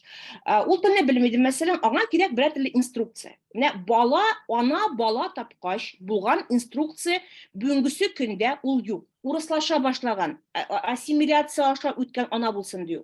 Аңа бернинди китапчык та юк. Менә дуга укырга китапчык бар. Кыен хәлләрдә. Шуны эшләргә китапчык бар. Ничек итеп ана баласы белән, менә бишектә яткан баласы белән әкренләп аңа милли үзаң бирә алсын ди. Менә беләсезме? Менә безгә бу ел бер апаш, бер ханым кыз шалтыратты. Мин не могу сама иметь детей, но хочу взять сейчас, найти суррогатную маму, и хочу за 9 месяцев, пока мне будут вынашивать ребенка, потому что я болею онкологией, но хочу, чтобы мой ребенок говорил на татарском языке. Менә беләсезме? Аңа кирәк инструкция. Ул анага кирәк инструкция. Менә шундый мәрәҗәгать булды бу ел. Менә берничә айлык кенә, беләсезме? Шуңа күрә нәрсә кирәк? Китапчыклар кирәк. Кирәк шундый брошюркалар. Ата-аналар тайпылмасыннар өчен, үзләренең кем икәнен аңласыннар өчен. Аларга кирәк кыска лекциялар. Бу лекцияларга кирәк популярлаштырырга, чакыртырга, сөйләргә кыска итеп. Бөтен ана тудырган, бала тудырган ана да ул һәрберсе бу там успешная мама, будущая мама, мама в колыбели, мама в песне и пляске. Менә шундый әйбер бүгенгесе көндә контактыда булсынмы? Кирәк улай белән тудырырга һәм бирергә милли гомумән тәрбия буенча. Менә бу булырга тиеш масса күләм эш. Бер кешенең эше түгел, шулай бит. Шуңа күрә лекциялар булса, әкренләп сөйләшә, клуб молодых мам булса, мәсәлән. Ник булмасын ди? Клуб молодых мам. Менә кеше килде дә һәм татарча суларга ирәнә, бала табырга, шулай бит. памперсларын сатып алырга өйрәнә. Менә ул да бит үзе кертеп җибәрү балага тәрбия дөрес. Менә шул вакытта эләктереп алырга кирәк ул әнине. Бу инде гел теге әниләр дә бәбиләр темасы булды, дуслар. Но эффективлыгы булса, ничек булса да ярый, инде тема булса да ярый. Бик зур рәхмәт, Лилиана. Мин бик кыска гына русча сөйләп, очень кратко перескажу то, что говорила Лилиана. Лилиана говорила про необходимость понимания родителей, что татарский нужен, и то, что дети доходят до курсов татарского, до уроков татарского, это еще и достижение родителей, которые по выходным не просто сидят дома, но еще возят детей на уроки татарского, на изучение татарского. И то, что ребенок попадает в эту языковую среду, в эту языковую школу Умарта, это еще требует от ребенка какие-то все-таки усилия, то есть туда нужно иметь доступ, какой-то допуск, то есть нужно общаться. И чтобы открыть, дать ключи, чтобы ребенок заговорил на татарском языке, ему приходится объяснять и через визуальные, и через тактильные способы, то есть, например, рассказать про солнце и спеть про это солнце вместе, рисовать это солнце, пробовать это солнце, и так по 15 раз, пока ребенок сам не составит себе какой-то образ этого солнца. И, кстати, добавлю еще в Москве сложности с этим воспитанием на татарском языке в семье. Там многие родители сами не являются носителями татарского, сами плохо знают татарский. И это, конечно, наша боль нации. Но это боль как раз та работа, которую выполняют вот такие школы, курсы, как Умарта, как Алима Академия, про которую говорила Зиля. Лилиана, сиңа бик зур рәхмәт. Без дәвам итәбез.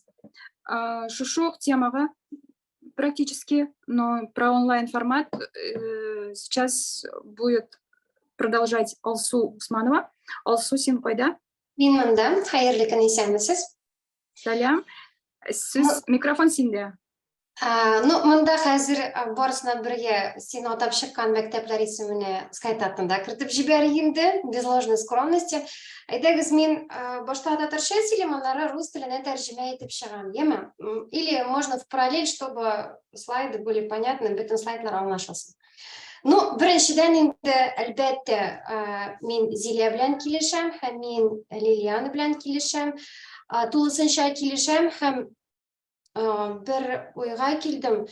Чынлап та безнең скайтатта да эшләгәндә андый проблемаларны мин моңа хәтледән сизеп торам, һәм скайтат командасына килеп кушылгач, аны тагы да күбрәк сизелә башлады. Инде гафу итегез, теге темадан әзгенә китәм. Лилиананың чыгышыннан соң чын татар әти-әниләре балалары белән рус телендә сөйләшә дип ишеткәннәрне теге шул хәтле җанны тетрәндерде, хәтта аларны теге җиң сызганып кыйнар дәрәҗәгә җиттем. Чөнки мин дә үзем бик борчылам, һәм миндә бер проблема бар, мин аны әйтәсем килә. Менә сез Мәскәүдә яшисез, яисә сез чит илләрдә яши торган кешеләр, аларда үзаң дигән нәрсә аларда күбрәк бар. Без менә Татарстанда яшибез. Татарстанда татар телен аның хәтле санамыйлар, аның хәтле кадер дигән нәрсә юк. Менә мин бит шул мөхиттә яшим. Мәсәлән, Казанда яшәүчеләр баралар, сөйләшәләр. Ул бик сирәк очрый торган нәрсә. Мин хәтта теге кибеттә татар телендә сөйләшүчеләрне күрсәм, барып кочаклыйсы килә.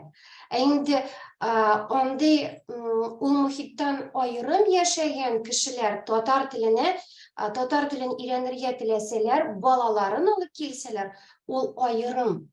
Ул инде мактауга лайык. Ул инде бик әйбәт күренеш миңа калса. Безнең скайтат балалар проектында мин модератор, Bu бик әйбәт команда, бик креатив команда һәм мен монда кушылуыма шиксез шатмын. Монда чыгыш ясауыма бик шатмын. Не әйтәсем килә, минем бар презентация һәм шуны күрсәтәсем килә. Сез офлайн мәктәпләр турында сөйләдегез, Зилә сөйләде, ничек тәрбия алып барганы.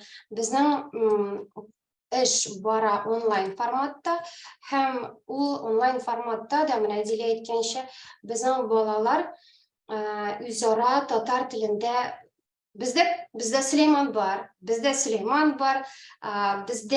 Камилә бар, бездә Камил бар. Алар үзара дуслашып, алар сөйләшә башлыйлар.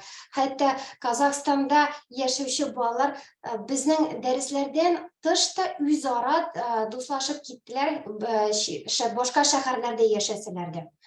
Һәм инде безнең сөйләм форматының өстенлекләре безнең команда уйлавынча балаларны сөйләштерергә кирәк. Алар сөйләшергә тиеш, алар бер-берсе белән менә әңгәмә корырга тиеш, ниндидер көндәлек темалар турында, темалар буенча аралашырга тиеш.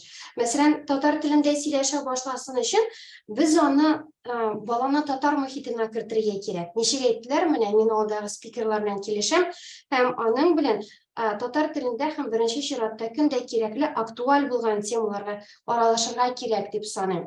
Мәсәлән, безнең менә шундый сораулар без бирәбез. Кибеткә бару темасы безнең булды бер занятиедә түгел, бер дәрестә, бер очрашуда без Скайтат балалары белән шулай онлайн килеш алдык та әрҗәләребезне киттек кибеткә. Бу нәрсә, рәсемнәр күрсәттек, бу нәрсә бар. Бу ничә сум тора икән? Менә бу тәмлеме икән? Син моны яратасыңмы икән? Җиләк җимеш кая? Бу нинди кибеттә, бу нәрсә монда? Сөт ризыклары сатыла. Сез нәрсә яратасыз? Иремшек яратасызмы? Сөт яратасызмы? Менә шул темага без алар белән сөйләштек. Бәяләрен атадык һәм инде бу ничә сум тора? Берсе безнең сатучы булды, берсе сатып алучы булды. Шулай итеп без сатып алам һәм сатам дигән терминнар белән таныштык. Башка идниләр, башка мисаллар безнең бар. Синең исемең ничек? Синең исемең ничек? Сиңа ничә яшь? Менә безнең балаларга хәзер мин әйтәм, сез хәзер татар телен өйрәнәсез, сез бит инде татарлар, сез татар булуыгыз белән горурланырга тиеш дип, без аны үз аңнарын арттырырга тырышабыз. Һәм мин бер занятиедә аларга әйттем, менә сез бит инде хәзер Сабантуйга барасыз. Барабыз диләр. Сабантуй турында ишеткәнегез бармы? Бар. Нәрсә кызыкмы? Кызык. Нәрсә булганнарын да искә төшерделәр. Ничек булганын да сөйләделәр. Һәм инде әйтәм, менә килдең, син Сабантуйга, син татар телен өйрәнәсең, синнән сорыйлар, исемең ничек? Кайсы шәһәрдән син? Син әйтә алмыйсың, тизрәк өйрәнергә кирәк, әйтергә кирәк, әйтә белергә кирәк. Бу нинди әйбәт татарча сөйләшүче татар кызы, бу нинди әйбәт сөйләшүче татар малае дип әйтсеннәр. Шулай итеп алар дусларының исемнәрен атап чыктылар, ничә дус икәнен әйттеләр. Алар арасында рус исемнәре дә бар, шатландым, татар исемнәре дә бар менә. Шулай гаилә темасын без алдык. Ничә кеше бар? Апа, сеңел, энем, абыем. Хәтта күптән түгел генә безнең бер сабый, мин әле авылга таба әйтәчәкмен, тагын бер проект бар. Ул Скайтат нәни дип атала. Менә кичә генә бер баладан сорадым. Сезнең гаиләдә ничә кеше дип сорадым. Ул әйтә, безнең гаиләдә 5 кеше. Атап чыг әле дидем. Ул әйтә, әти, әни, апа, песи, мин. Менә бездә песи дә бар хәзер. Атады, ярар, белганы димәк бик ярата. Ниченче сыйныфта укыйсың? Йорт хайваннары, кыргый хайваннар, ул теманы да уздык без. Һәм инде без шаяртабыз балалар белән, ничә дәрес булды. Менә безнең хәзер дәрес бетте. Хәзер тәнәфес башланды дип, шаяру темасында уза һәм балаларга бик ошый дип уйлыйм. Беренче мәлләрдә һәр очрашу сайын балалар янында әниләре дә утыра иде. Һәм бу да бик әйбәт күренеш. Чөнки алар үзләре шул телне, татар телен белеп, bala da öğrensin deyip onun yanında oturdular. Hazır indi anda görünüş sirek, balalar özleri kire derske kire otura resimde yazıyoruz biz. Mene hazır bir tağım ko'rsatishayapman bir slayddan.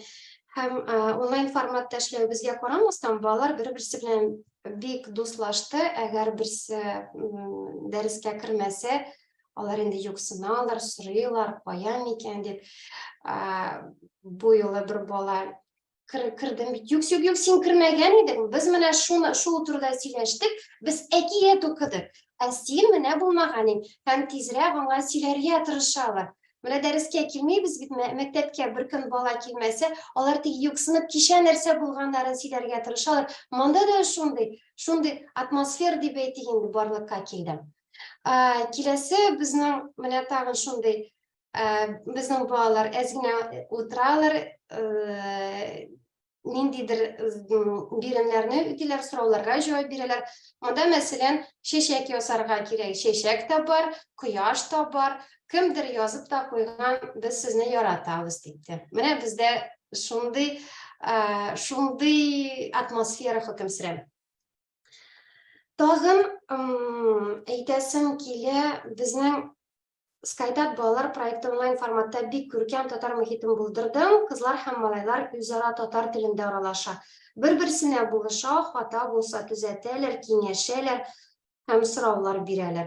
Dresalar mana bu nechik bo'lirga tegish, nega mana bu shulay bo'ladi deb. Ular agar nindi bo'lsa so'rovlari bo'lsa, ular birda qo'rqib turmaylar, ham endi so'rovlar bo'lgan shirakda ularni yetkazadilar, aytadilar, ham biz birga u so'rovga javob beramiz. Zanatiyalarda, darslarda biz tatar hikoyatlarini o'qiymiz, ularni tarjima etamiz, tatar madaniyati turida сөйлейбіз. Ko'pdan tugul mana biz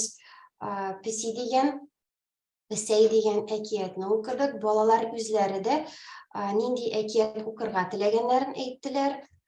Shulay ular nindi hikoyatni o'qirga tilaylar oldiga kunda ham o'zlari nindi tatar hikoyati o'qiganlarini so'zladilar bizga. Kelasi slayd. Biz o'zimizning milliy ruhimizni saqlarga tegish deb sanaymiz, ham bu yo'nalishda zamonaviy usullar qo'llanishga tegishmiz deb sanay bizning proyekt avtorlari. Bolalarga ne qiziq, biz shuni tatarshaga aylantirishga tirishamiz. Ham shulay etib, yosh bugun bilan bir tilda сөйләшергә intilamiz.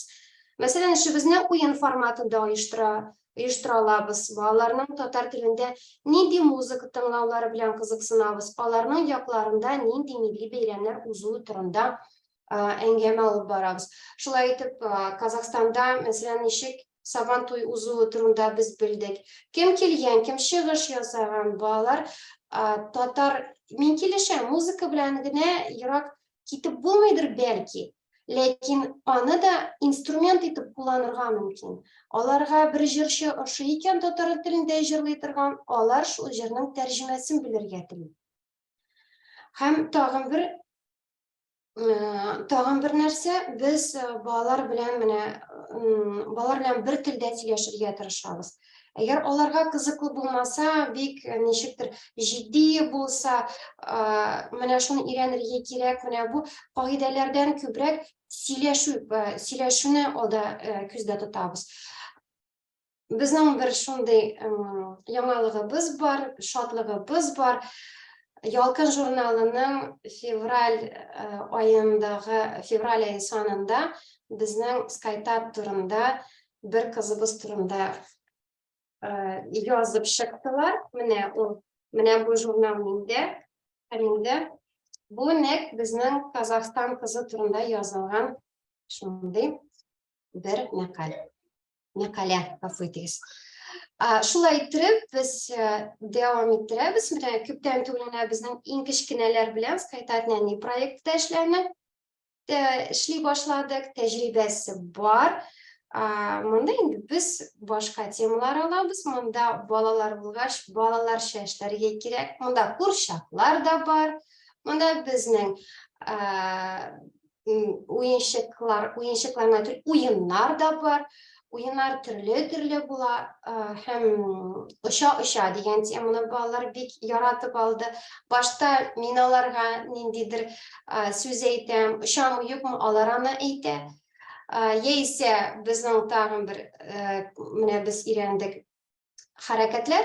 Men sikram, men biyim, men shabam, men yotam, men o'tirib turam. Men alarga aytam, Alar indi men alarga tatarcha aytam, alar shul harakatni ishlaydi. U endi bizning tanaffus simon bo'ladi. Chunki bolalar kichkina, alarga bir dars bo'yi tikkina tururga joysiz. Alar endi bu yili hatto aydagiz o'sha o'yin o'ynaymiz degach, alar shodlanib qo'l shava boshladilar. Tuslar ko'rsatamiz. Qurshaklarimizga tatar ismlari beramiz. Masalan, bizning bir qurshagimiz Ali edi, u endi hozir bizning Aliya bo'ldi. Robotimizning ismi Bulat bo'ldi. Tan a'zolarini uzganda ular o'zlarining qurshaklarini olib, qurshaklarini ko'rsatdilar. Qurshaqning necha qo'li bor, aydagiz barmoqlarini sanaymiz, mo'yini qo'ya, necha qulog'i bor. Mana shu tema ayyoning motor ko'lmagi da bor ekan. Shu ko'lmagining tusi mana shunday. Ondan so'ng zo'r ham kichkina temasini o'zgan edik. Aydagiz meni tezgina olib keligizlar, qo'yasizlar, zo'r o'yinchiq. Olib kelar bir zo'r o'yinchiq. Kichkinasi qo'ya, tezgina shu olib kelarda mana bunisi kichkina. Hem şulay biz çalıştırabız, tüslerin geriden qaytib qabatlaybiz onlarning uzgan temalarını. Tağın birisi, mana bunda bizning bor, bizning maqsad chet tilini o'rgana boshlagancha bola o'z ona tilini o'rgansin edi. Chunki biz chet tilini ustunlikli etib qo'ysak, tug'an tilimizga e'tibor kelmay ham u yo'qolirga mumkin. Qizg'anishga qarshi onday bu turda endi bizning mendan oldinda siyladilar ham bor. Mana bu slaydda biz bu da biroz butarga deb tilagan edim o'quvchilarni, lekin ular berishmadilar, ham javoblarga adres javob berdilar. Mana shunday bor. Şuna ko'ra biz tatar tilini bilibgina qolmaycha, ularda uyalmaycha aralashgan ham tatar bullari bilan g'ururlangan bolalar tarbiyalariga tirishamiz. Shul ishrakda ularning o'zonglari ortashaq, ham bizning oldagi bularimiz ambitsiyali maqsadchan ham o'z tillarining shin patriotlari bo'lashaq deb ishonamiz. Bu mana bu fotoda bizning malayimiz Kamil Tuktarov. Bizda shunday bir traditsiya bor, bir g'adat bor, ko'rkam g'adat. Tatar tilida yaxshi so'zlashuvchi, progress deb aytganda, kimda progress bor, biz shu bolalarga tatar tilida открыткалар jibaramiz, hammalar begona kutib oladi. Bolalarga bitinda ularga ko'p bo'lak kerakmi? Ularni maqtab jibarsang, ularga mana men adresimni yoz, men sen hozir bir bo'lak jibaram desang, ularni bek zo'rg'ib ketadi, ham tag'ida tirisha boshlaydi. Mana mening so'zim shu, hozir aytdagiz. Men uni ruscha tarjima etdim. Agar so'rovlar bo'lsa, uni aytirsiz. Я являюсь модератором проекта Skaytat Balalar, который работает относительно недавно, но это очень крутой проект, очень крутая идея авторов. И хотели бы сказать, что мы ведем свою работу в разговорном формате, онлайн, в разговорном виде, в разговорном формате. Почему? Объясню. Потому что правила, какие-то правописания и прочие вещи, они могут быть у кого-то в школе, но больше, наверное, все-таки нужно разговаривать с детьми, разговаривать на татарском языке. Безусловно, в семье тоже этот фактор должен присутствовать, но и преимуществами нашего проекта является то, что дети как раз-таки, находясь далеко от языковой татарской среды, где находятся, как правильно сказали, среди русскоговорящего населения, здесь они у нас на занятии, они встречаются с детками, кто также находится, то есть они абсолютно похожи. Я тоже, например, живу в Москве, и я тоже хочу научиться татарскому языку. Ты тоже? Давайте разговаривать, давайте будем беседовать. И мы ведем беседы на темы, которые, на бытовые темы. Так мы пошли в магазин, мы узнали, сколько стоит у нас вот эта вещь. Мы были, кстати, в магазине игрушек, мы узнали, как переводится мишка. Мальчики выбрали себе большую синюю игрушку, то есть они назвали меня Зур Зенгер Тесле машина Акирек. То есть они назвали и предмет, они назвали и его цвет. И они сказали, что они это хотят. Затем мы посмотрели, что продается у нас в отделе фруктов, мы назвали фрукты. Мы поиграли, вели диалог продавец и покупатель. Дети узнали, сколько это стоит. Затем у нас была тема семьи. Я детям сказала, что ребят, мы же пойдем на Сабантуй. Все были на Сабантуй? Были. А что было на Сабантуй? Было вот это, и понравилось все. У кого-то выступали звезды татарской эстрады за границей, и они рассказывали о том, что им захотелось узнать перевод этой песни. То есть это тоже является своеобразным таким плюсом. Мы считаем, что нужно разговаривать с детьми на их языке, приближаться, чтобы как-то замотивировать и найти больше точек соприкосновения. Также работает у нас новый. Да, кстати, хотела сказать, что несмотря на то, что это онлайн-формат, все-таки у нас на занятиях создалась очень такая дружеская атмосфера, благоприятная дружеская атмосфера, и дети начинают разговаривать друг с другом на татарском языке, рисовать. Мы раскрашивали, давайте раскрасим это синим цветом. У нас даже такая онлайн-раскраска теперь есть.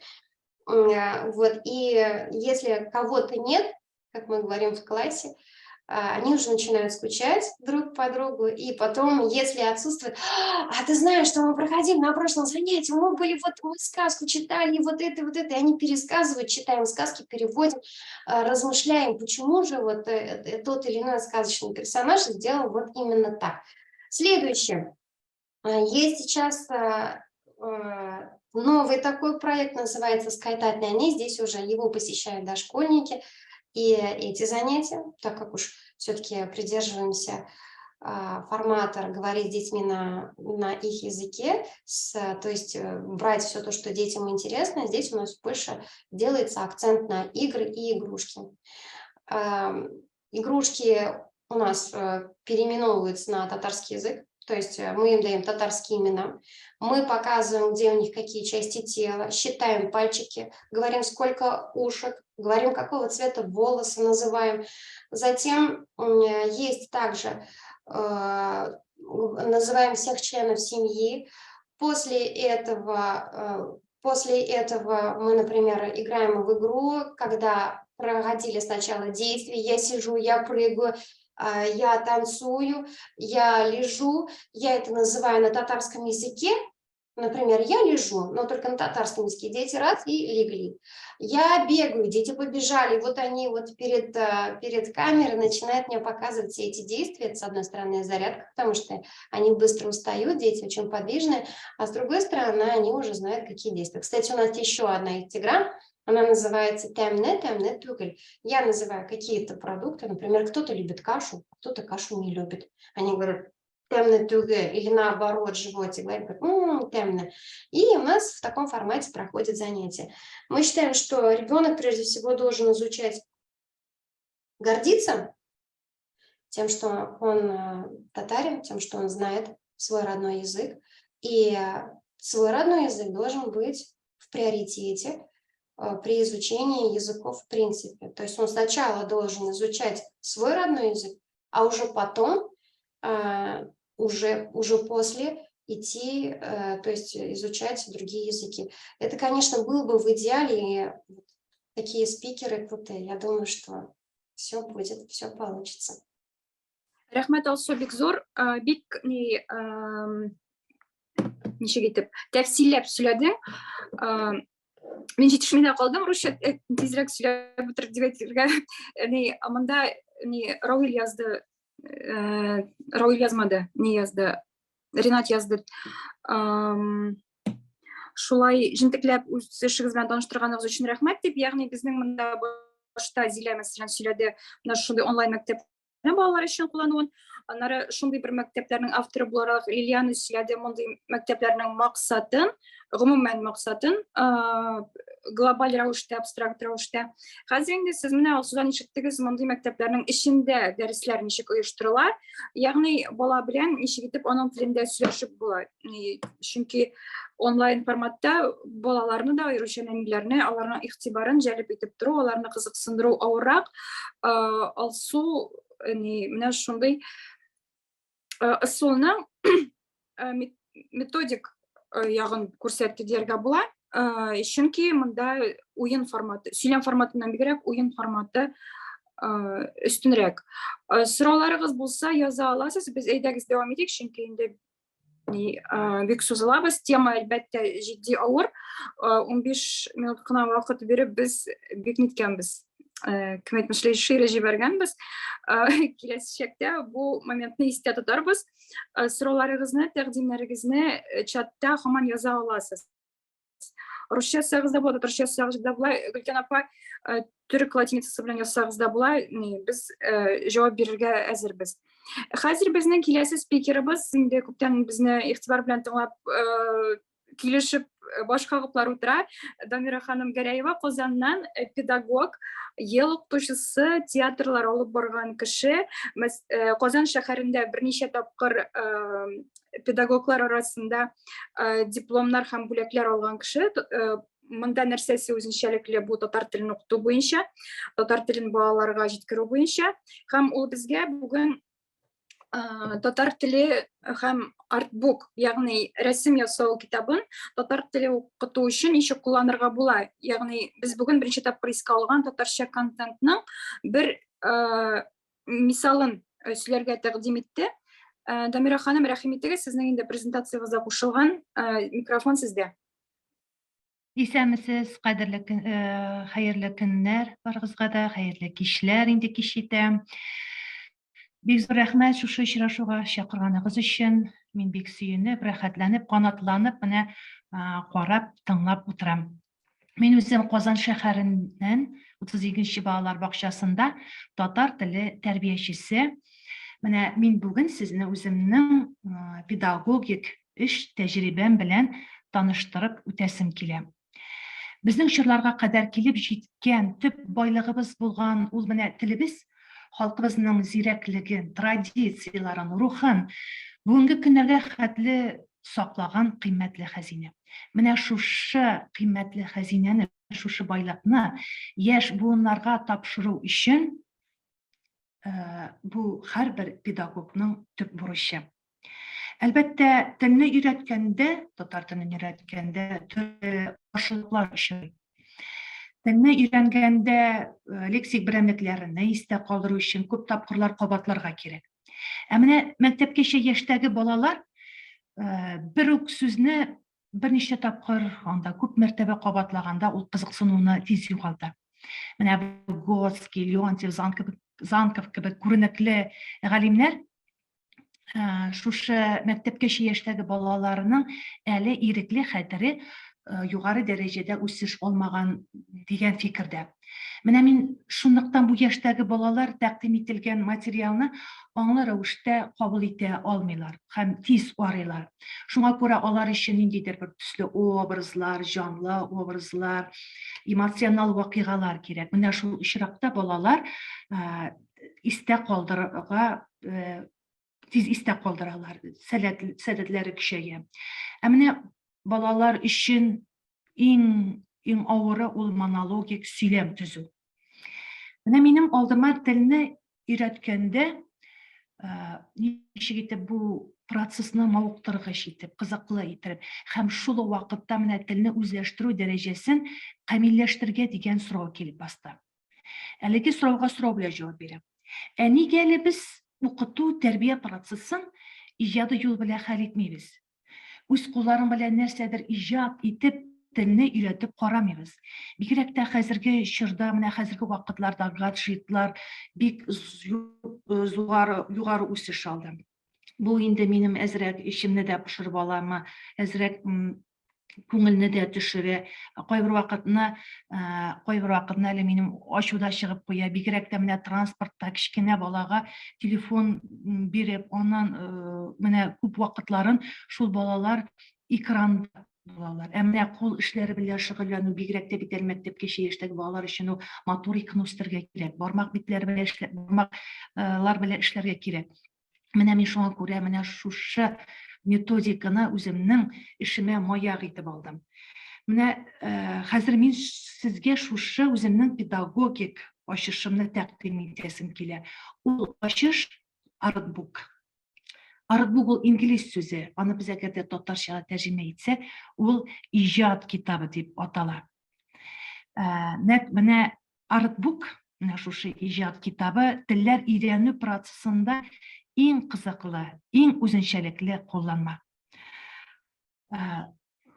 Шушы үз эшендә куллана торган иҗат китапларны Леонтьев, Лихачев, Камельский кебек танылган галимнәрнең телләрне өйрәнүдә кулланган хезмәтләренә таянып эш итәм. Татар телен өйрәтү тәрбиячесе буларак, минем үземнең эшемдә төп максатым ул яшь буында иҗади эшчәнлек аша туган телне, татар телен өйрәнүгә кызыксыну, тәрбияләү.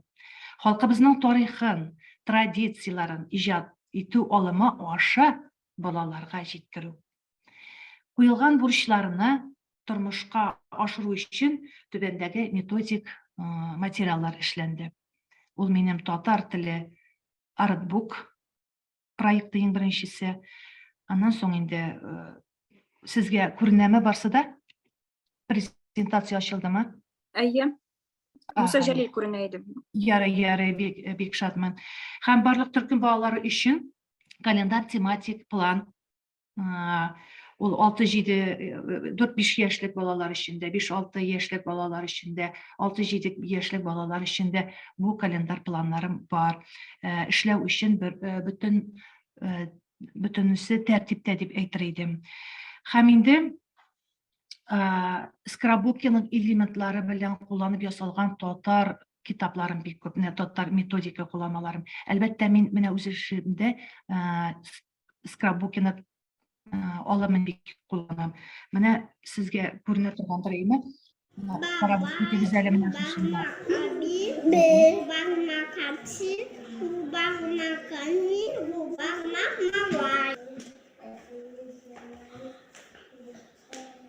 İki, üç, dört,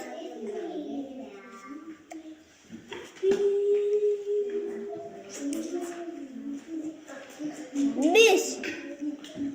Шушы гади кәгазьдән ясалган бармак уены балалар өчен бик кызыклы. Аларны менә бүклүләр дә, менә карагыз әле, саныйлар да. Әлбәттә, менә бу полоска буенча алар пиктограммик монда фигыльләр белән үткәреп, алар әти, әни ничә икән дигән җөмләләр дә, гади генә җөмләләр дә төзи алалар. Менә бу уен балалар өчен бик кызыклы һәм татар телен өйрәнгәндә бик татар телендәге җөмләләрне төзү өчен бик кулай. Шулай ук мин Скрабукиның элементларын мәсәлән менә карагыз әле. Менә шушы кичкенә генә бер чәчәк. Ул минем төрле төстә. Әлбәттә, без башта төсләрне өйрәнәбез. Һәм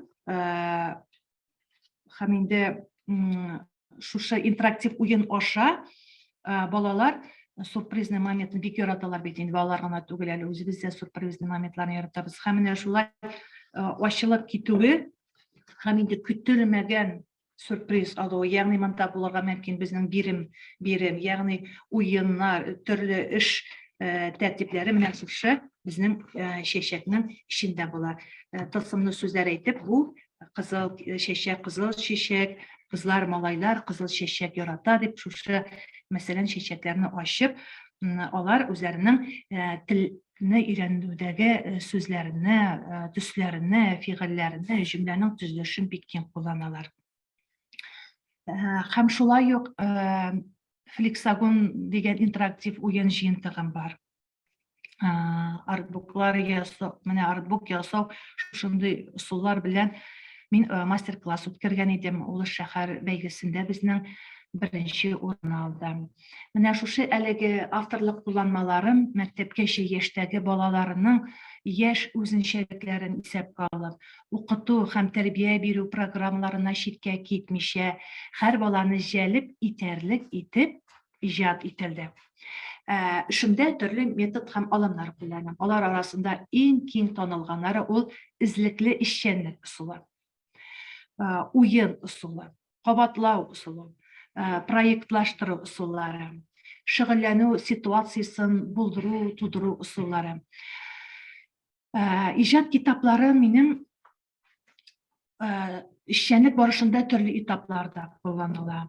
Ул булырга мөмкин режим моментында да, шөгыль вакытында да, һәм кирәк вакытта безнең тәрбиячеләр дә, әти-әниләребез дә аларны иркен файдалана ала. Әгәр дә баланың теләге була икән, ул аны өйгә алып кайтып китә, әти-әнигә таныштыра, әти-әниләр белән бергә эшлиләр. Менә шулай итеп, димәк, безнең артбук иҗат китабыбыз ул бала, тәрбияче, әти-әни дигән кыйммәтле эшпочмак тудырга да ярдәм итә. Бу иҗат китабында төрле темалар чагылыштыра. Анда без караган мультфильмнарга да рәсемнәрне буйыбыз, андагы геройларны табып, аларны диалогка кертеп, менә шушы махсус битләргә ябыштырабыз. Хәтта бала театрга бара икән, ягъни кинога бара икән, менә андагы алган билетны да ул нәкъ шушы үзенең артбук китабына ябыштырып куярга мөмкин, чөнки ул бала өчен яңалык, чөнки ул бала өчен хатирәләр, истәлеге. Һәрбер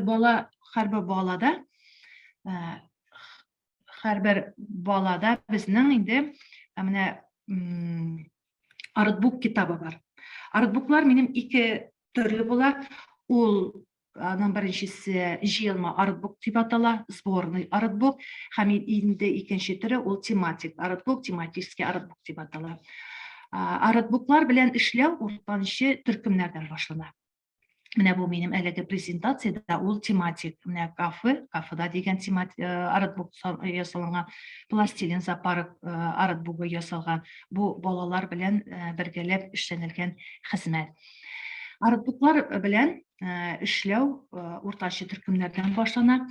Бу этапта артбук эшчәнлеге белән башта иң беренче без таныштырабыз, һәм җыелма артбуклар да без һәр битенә төрле темалар, төрле уеннар багышлый алабыз. Менә бу аларның шушы артбук битләрендә.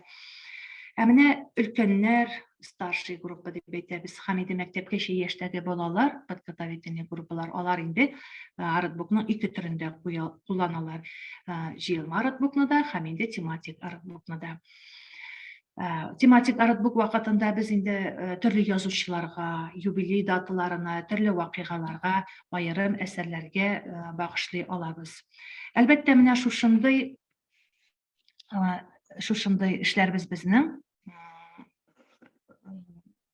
бернинди файдасыз үтмәй, һәм төрле бәйгеләрдә катнашып, балаларыбыз безнең төрле дипломларга, төрле сертификатларга, төрле без Аллага шөкер дип әйтәбез, инде урыннар алып барабыз. Менә хәзер инде мин сезгә менә шушы артбукта без нәрсәләр кулланабыз. Артбук вакытында без төрле материаллар куллана алабыз. Анда без көймәләр дә, сөйләмнәр дә, хәтта менә төрле тасмалар да, поеткалар да, тукымалар да, төсле битләр дә, җипләр, наклейкалар, пиктограммик текстлар, скрап интерактив уеннар, менә чынлап ул инде безнең иҗат дөньясы. 10 тапкыр ишеткәнче бер тапкыр үз күзләрен белән күрү бик яхшы дигәннәр безнең әби-бабайларыбыз. Әйтәгез, менә хәзер мин сезгә менә әлеге китап, Муса Җәлил әле күптән түгел генә яңа табанан төшкән китап дип әйтим. Муса Җәлилгә багышланган Артбук иҗат китабым бәйдә булды. Шушыңа без видеосын карап үтик әле. Китап битләре белән якыннанрак таныша аласыз. Безнең кайда әле ул хәзер безнең презент видеобыз хәзер кабыначак.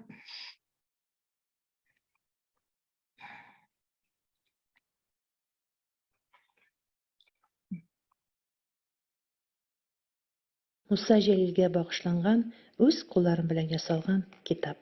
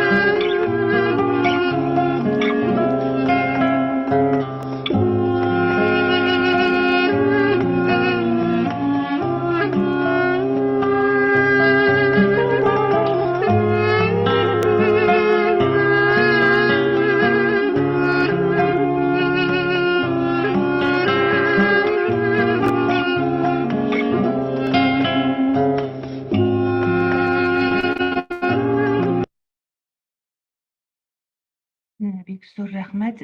Шушы Муса Җәлилгә багышланган безнең мондый китапларым әлбәттә минем бик күп төрле. Балалар белән без аны үзебез бергәләп ясыйбыз. Һәрбер баланың менә шушындай үзләренең Артбук дигән үзләренең китаплары бар. Без аны иҗат китабы. Һәрбер теманы ачыклаганда, алар үзләре шунда, шушы Артбукта эшләп, без татар телен өйрәнәбез. Менә якын карап итеп. Әлбәттә, тагын бер нәрсә әйтәсем килә. Шушы китапларны ясаганда мин пиктограммалар кулланам, пиктограммик текстлар, пиктограммик таблицалар, пиктограммик квадраттар. Менә алар балалар татар телен өйрәнгәндә бик үзенчәлекле, алар тиз истә калдыралар аларны. Әлбәттә, Артбук белән эшләү дәврендә безнең эшебез нәтиҗәсез калмый. Беренчедән, балалар безнең лексик материалларны тиз туплыйлар. Аларны игътибар белән тыңлыйлар. Белемнәрен тормышка ашыруда аңлы рәвештә куллана алалар. Һәм җөмләләр төзергә өйрәнәләр. Диалогка чыкканда сорау, инкар, раслау җөмләләрен төзегәндә авырлык тудырмыйлар. Һәм үзара аралашуда башлыйлар. Шуңа күрә методик безнең оешмаларыбызда, методик безнең җыелышларыбызда мин татар теле тәрбиячеләренә дә шушы белән эшләүне тәкъдим итәм. Аларга да бик ошый, алар да аларны кабул итәләр. Бу безнең кыскасы гына әйткәндә, менә рабочий тетрадь дип әйтәләр бит. Менә шундый дәфтәр формасында алып барыла. Сорауларыгыз бармы? Аңлашылдымы, ишетелдеме? Дамира ханым, бик зур рәхмәт. Бик рухландырып сөйләдегез. Һәм монда инде сорадылар, кайдан алырга була дип, календарный планны кайдан алырга була, бу китапны кайдан алырга була дип. Һәм Фәрхәттән бер сорау, татарча темага кагылмаган, этномәдәни булмаган темаларга охшаш татарча артбуклар бармы ди? Мин инде электрон почта аркылы җибәрә алам теләүчеләр өчен. Ул минем үз кулымда дип әйтә алам инде. Китапны да шулай. Китаплар, әлбәттә, минем андый итеп бирелә торган китаплар минем алай җибәрелә торган түгел. Үзебезнең ул балалар бакчасында гына балалар өчен, әти-әниләр өчен, үзебезнең тәрбиячеләр өчен генә эшләнелгән. Теге читләргә, башка кешеләргә тәкъдим итә торган әлеге китапларым юк. Ә менә интерактив уеннарына аерым менә шундый менә тагын бер танышып китәм, алар бик кызык менә. Төрле менә шундый интерактив уеннар белән эшләнелә. Менә мәсәлән, менә бу интерактив уен ул минем татар милли киемнәре белән таныштыру. Балаларга әлбәттә селкенә торган теге гел шундый уеннар кызык. Шуңа күрә шундый скрабукины элементларны кулланып ясалган минем бик күп. Мәсәлән, менә бу әле менә минем өем. Уен темасына багышланган. Әлбәттә, ул экранда бик яхшы булыр иде ул. Менә шундый. Картала торган, чыга торган, тагын хәзер менә монда бик кызыклы гына. Менә шундый мәсьәлә ачылып китә торган. Менә библиотека формасындагы китапларым бар. Тагын берсе бик кызыклы гына бер уены бар иде монда минем. Фәрхат, мен де этномәдәни темага кагылмаган ике не күрдем. Ике бер күрдем. Фәрхаттан сорау шунда, Дамира ханым, татар темасына кагылмаган, этномәдәни темага кагылмаган башка темаларга татарча артбуклар бармы дип. Татар телендә уйнап була торган, укып була торган шундый артбуклар бармы дип сорый. Артбук темасын төрле телләрне өйрәнгәндә дә кулланып була. Татар телен өйрәнгәндә генә түгел. Аны миннән балалар, тәрбиячеләр окружающий мир өйрәнгәндә дә, мәсәлән, табигать дөньясы белән таныштырганда да куллана алалар. Төрле темага багышланырга мөмкин артбуклар. Әйтәм бит, әлеге минем артбуклар, интерактив уеннарым әлеге безнең балалар бакчасы өчен ясалган. Мин аны сезгә дә тәкъдим итә алам дип инде теге сатуга бирә алам дигән сүз түгел. Ә менә ясарга, үз кулларым белән эшләргә, менә шул метод алымнарны кулланып эшләргә мөмкин дигән сүзне әйтәсем килгән иде. Сез ниндидер остаханәләр, воркшоплар уздырасызмы? Бакчадан тыш. Мастер-класслар минем тәрбиячеләр өчен. Үзебезнең татар теле тәрбиячеләр өчен районнарда. Приволжский районда без Приволжский керәбез. Ярый, бик яхшы, бик кызыксындырды темагыз. Так, Фәрхат нәтиҗәдә сап куйды, ысул буларак тәкъдим итәсез дип аңладык дип. Әйе, без дә шулай аңладык. Рәхмәт бик зур. Так, вкратце для протокола на русском. Дамира ханым презентовала, рассказала про свое, можно сказать, ноу-хау, артбук, который может быть хорошим помощником при изучении татарского. Как мы поняли, он может быть посвящен и каким-то этнокультурным темам, то есть рассказывать что-то про, как мы видели на примере Мусы Джалиля, то есть про историю, биографию, творчество татарского поэта, поэтов. Также может быть использован при изучении окружающей среды и тоже с применением татарского языка, но и других языков тоже. Еще, короче, я бы не смогла рассказать. Дамира ханым, бик зур рәхмәт, бик яхшы һәм бик иҗади әйбер дим. То есть, когда мы говорим, что нет контентов, нет мало детского контента для изучения, для практики татарского, это живой пример, что контент и средства для изучения, для практики можно создавать самим. Сезгә бик зур рәхмәт, уңышлар, дәвамлы булсын. Хәзер безнең иң көткән дигәндә һәм соңгы чыгышларның берсе бүгенге Мәдинә ханым. Мәдинә ханым ул безнең танылган татар киемнәре, татар костюмнары остасы. Һәм ул бүген менә татар этномәдәни компонентын мәгариф системасына кертү, мәгариф системасында куллану үзенчәлекләре турында чыгыш ясарга һәм бакчада, мәктәптә, югары уку йортларында белем алуда шуны куллану турында күзәтү ясарга тиеш. Мәдинә ханым, сезгә сүз бирәбез. Рәхим итегез. Исәнмесез, җәмәгать. Бөтенегезне күрергә шатмын. Бик рәхәтләнеп, бик тыңлап утырдым. Әйткән сүзләрегез бик минем теге арканнан канатланып утырдым. Нишләп бөтен проблемалар менә минем йөрәгемә тибә кирип киткән иде. Шуңа күрә үз-үземнең турында бер-ике сүз әйтәм. Чөнки мин Казан дәүләт мәдәният институтында дизайн һәм сәнгать кафедрасының мөдире. Һәм мин 20-ләп еллар оста безнең Казанда Палата ремесел Республики Татарстан дигән оешма бар. Шунда мин кул эшләремне бөтен Россиягә күрсәтеп йөргән кеше.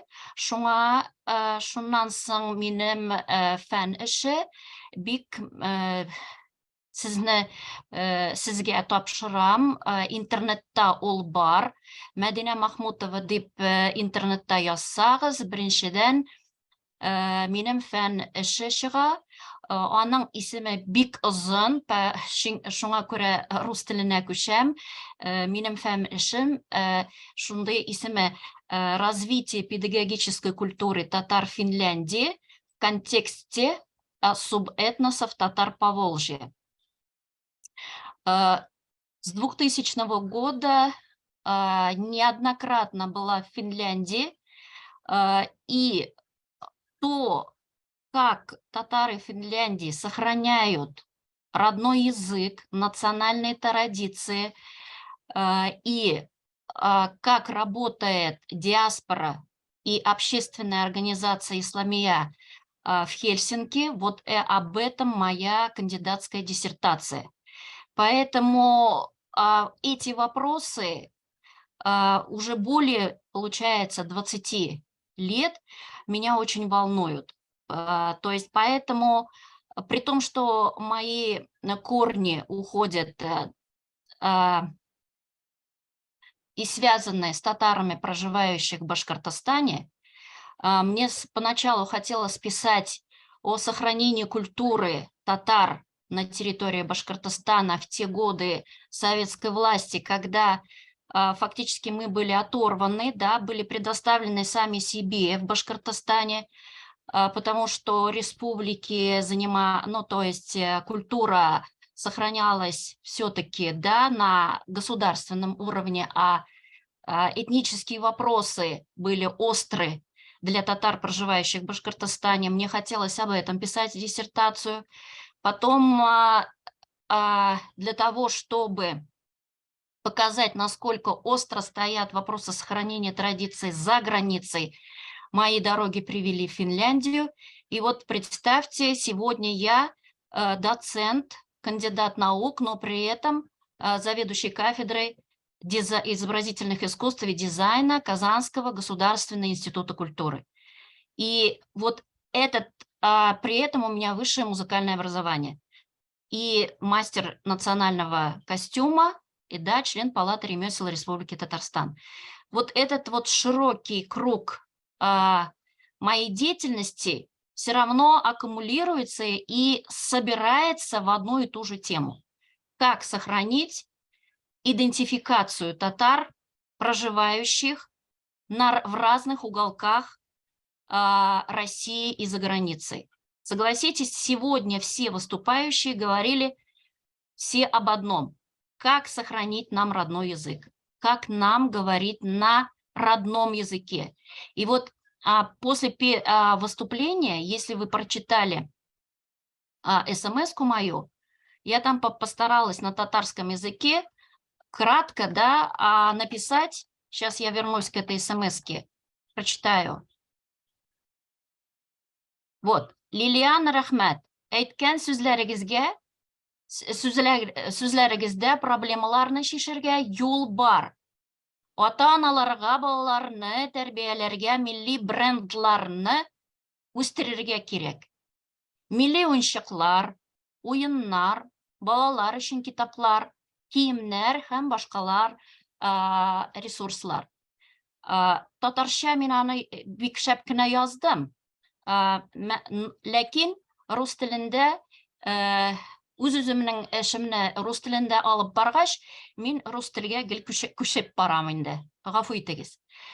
Вот о чем речь. Вот представьте, да, при том, что я мастер, на протяжении всей моей жизни до сих пор стоит остро, во что играют наши дети. До сих пор в магазинах нет бренда национальной игрушки. Мы четко понимаем, что есть герои татарских сказок. Шурале, Суанасы, Кәҗә белән баран, мәсәлән, да? Но ни один родитель не пойдет в магазин и не купит эту игрушку для того, чтобы ребенок играл. Раз. Мы не видим популяризацию татарской детской моды. У нас не принято детям одеваться во что-то вот именно модное, да, которое бы поднимало вот этот национальный дух. Желание, так скажем, да, быть татарином среди полиэтнического пространства. Например, да, я сейчас перечисляю проблемы, которые касаются исключительно вот моей кафедры изобразительного искусства и дизайна. При этом я еще раз повторяю, я мастер. И вот мы на кафедре разработали более 10 таких вот, например, брошюр, которые могут быть хоть завтра напечатаны нашим государственным, вылетело из головы, книжным издательством. Например, как и один вариант, но ни один из родителей не придет в книжный магазин и не купит раскраску для детей, одень куклу там или раскрась куклу в татарский национальный костюм. Более того, я хочу сказать, что если бы я сейчас вот вам, здесь сидящим, задала вопрос, чем отличается национальный костюм от татарский национальный костюм от татарского этнического костюма, я думаю, даже сидящие сейчас и слушающие меня сразу на этот вопрос не смогут ответить. Согласны?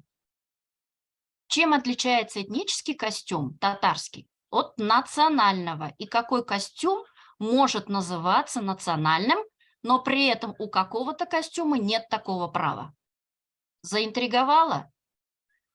Какой костюм татарский народный будет называться? И чем отличается городской и сельский, и когда он появился? Вот эти вот самые простые элементарные вопросы, и почему, например, диалект мишар-татар не может называться государственным языком? Какой тогда диалект татар имеет право называться государственным языком? И вот это те вопросы, которые... И почему зеленый национальный костюм? Но при этом тот человек, который скажет, что зеленый – это цвет ислама, будет неправ. Да, зеленый цвет ислама. Но почему мы не можем говорить об этом, когда мы говорим о национальном костюме татар? Вот все это очень щепетильно и очень четко касается темы этнокультурного образования. Задайте себе вопрос, на каком уровне наше этнокультурное образование? Теперь статистика. Каждый месяц, 2 раза почти, меня приглашает Казанский федеральный университет, потому что я 25 лет проработала в Казанском федеральном университете и только год работаю в Институте культуры, заведующей кафедрой изобразительного искусства и дизайна. Наш факультет называется «Инновации и традиции народной художественной культуры». И вот вы понимаете, почему я перешла в Институт культуры. Потому что там действительно это очаг сохранения культуры не только татар, но и народов Поволжья. Мы все факультеты театра и кино, хореографии, музыкальный факультет, театральный, я уже сказала, хореографии мы все направлены выпускать специалистов, которые бы сохраняли в республике не только татарскую культуру, но и, еще раз повторюсь, культуру народов Поволжья. И сегодня, я почему говорю, что меня приглашают, 2 раза в месяц, да, курсы повышения квалификации, приезжают учителя со всей республики по 25 человек. Это значит в среднем в месяц 50 человек. Это 50 человек учителей среднего звена, и я с удовольствием читаю перед воспитателями детских садов. Республики, еще раз повторю. Значит, сколько раз проходит через меня, сколько человек? Это значит 50 человек в месяц, итого где-то 9 месяцев, 50 на 9, 450 преподавателей среднего звена и детских садов. 500 человек в среднем, да, предположим. Задаю одни и те же вопросы, и даже взрослые люди не могут внятно объяснить, кто такие татары. Следующий вопрос задаю. Сколько народов Поволжья проживает? Перечислите, пожалуйста.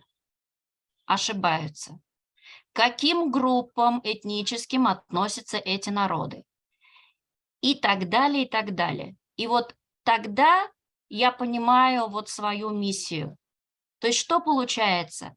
Для того, чтобы нам вот этот вот пробел восстановить, нам необходима просветительская роль, правильная информация, такой некий простой ликбез для хотя бы учителей республики. Это раз. Работников учреждений дошкольного образования и воспитания. Это 2. Ну и плюс то, что я вам говорила о том, что пока мы не воспитаем национальные бренды, пока мы их не будем популяризировать на уровне моды, да, то что значит моды? Это не просто одел футболку «я татарин», а это тогда, когда человек понимает, что он представитель очень великой нации, представитель. То есть вот про то, что Лилиана говорила, да, что мы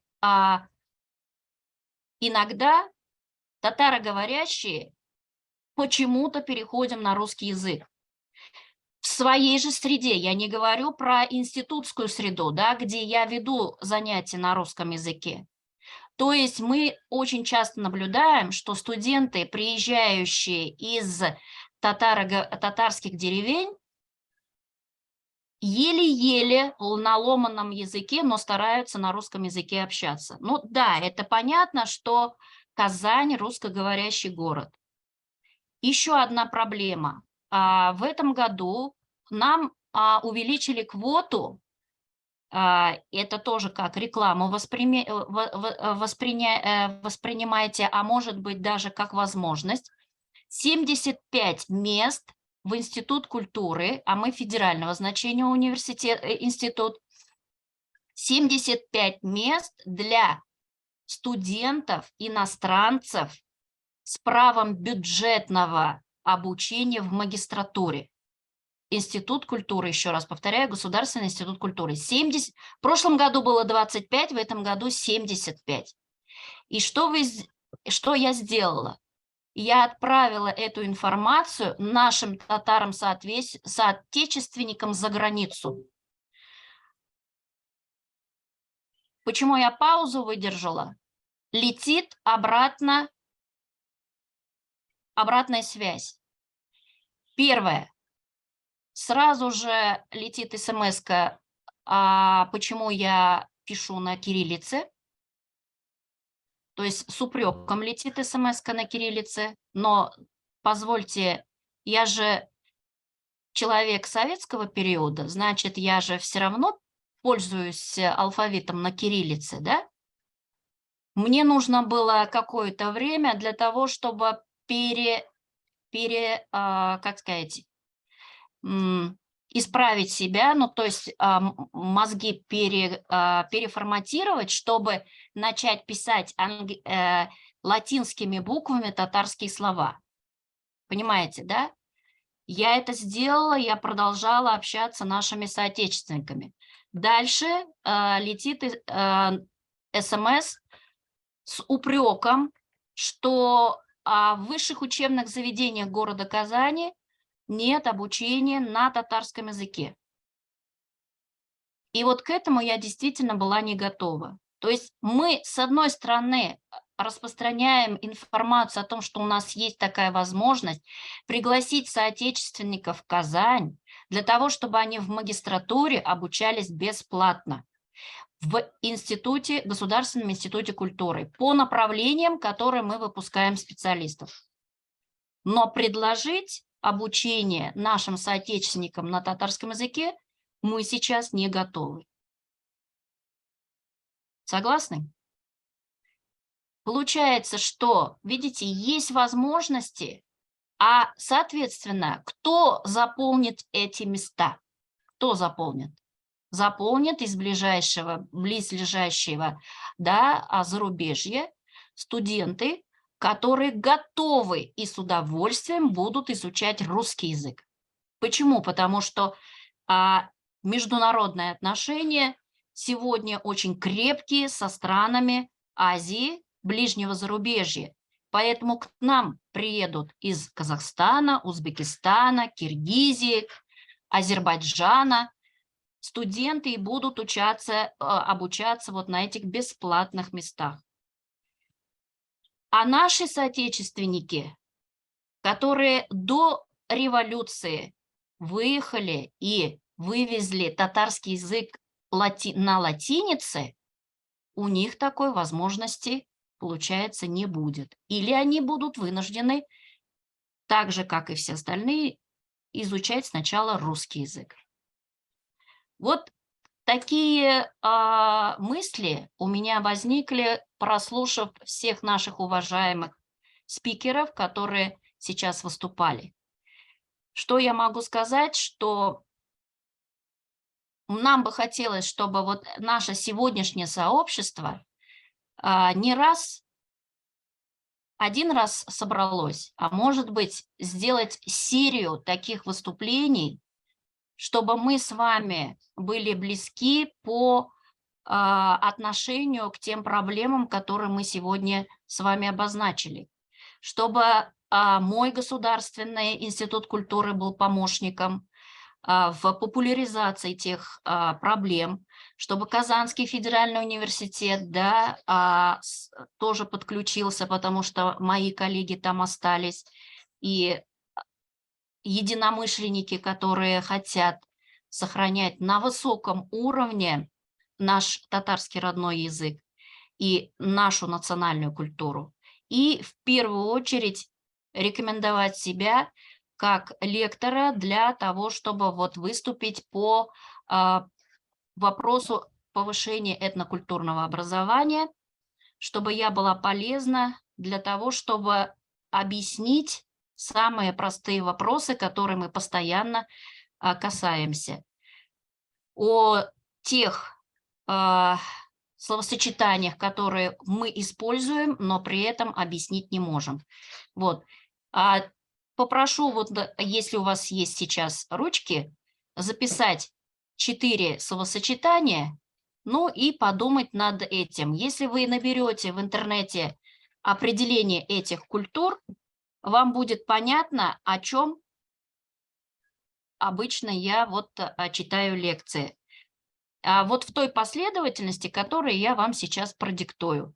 Запишите, пожалуйста. Итак, первоначально появляется традиционная культура.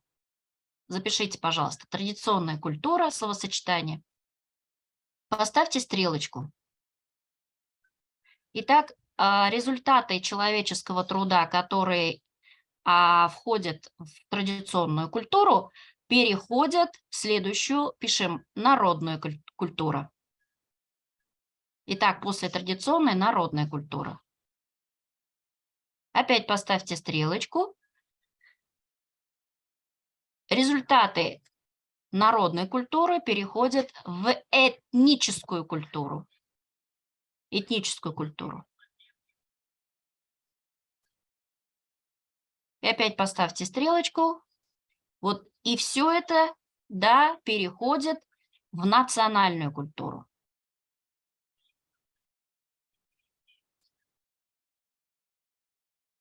Четыре культуры. И все эти названия, да, словосочетания, они все гуляют на нашем языке. Но, тем не менее, наука дает определение. В интернете определение есть. Посмотрите. О чем я хочу сказать, что вот эти все трансформации, переходы можно легко показать на истории развития татарского народа.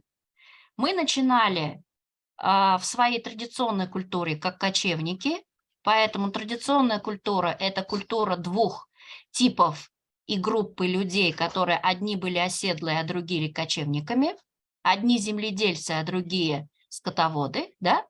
Потом мы переходим в народную культуру, которая изучает пласты, культурные пласты, и здесь мы можем говорить о культурном пласте Волжской Булгарии, о нашей культуре, которую мы до сих пор сохраняем, и при этом не считаем, что это культура татаро-монгол и татаро-монгольского, да, нашествия, это Золотая Орда. В части народной культуры, например. При этом народную культуру мы формируем и сегодня. Мы сегодня сидим с вами и создаем ту самую культурный пласт народной культуры первой четверти 21 века. Следующее.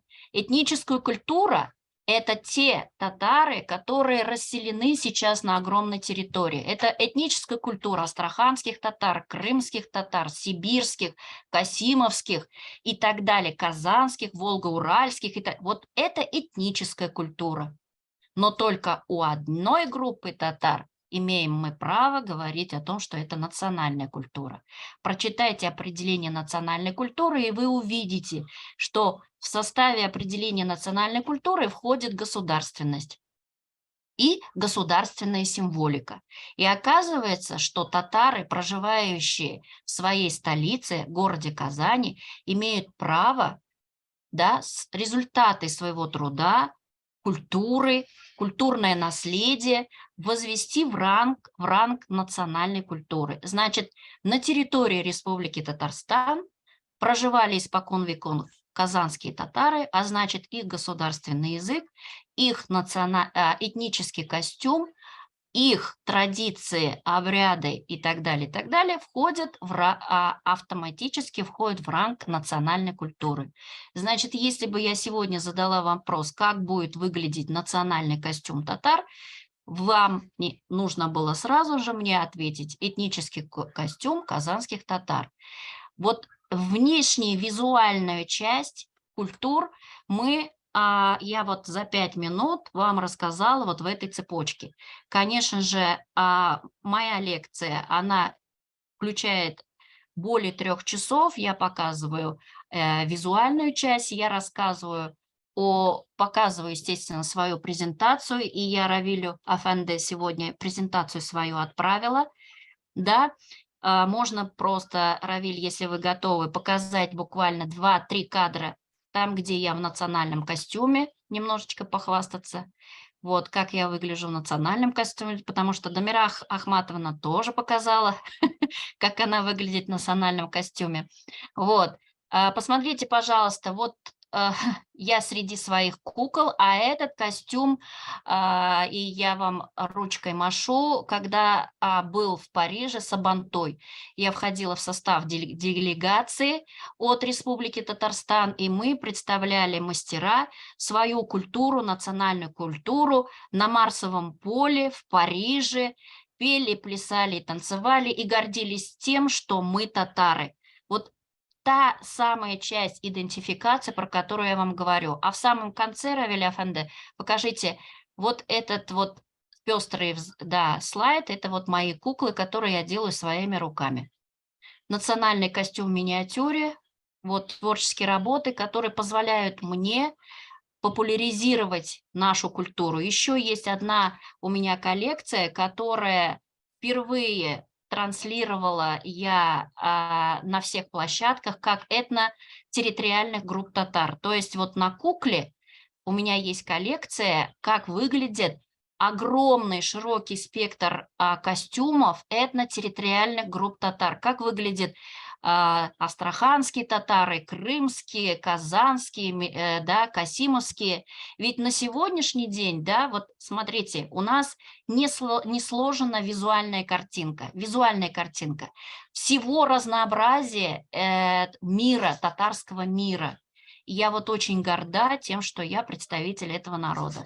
Я горда тем, что можно о своем народе говорить бесконечно, показывая, какой у нас уровень культуры.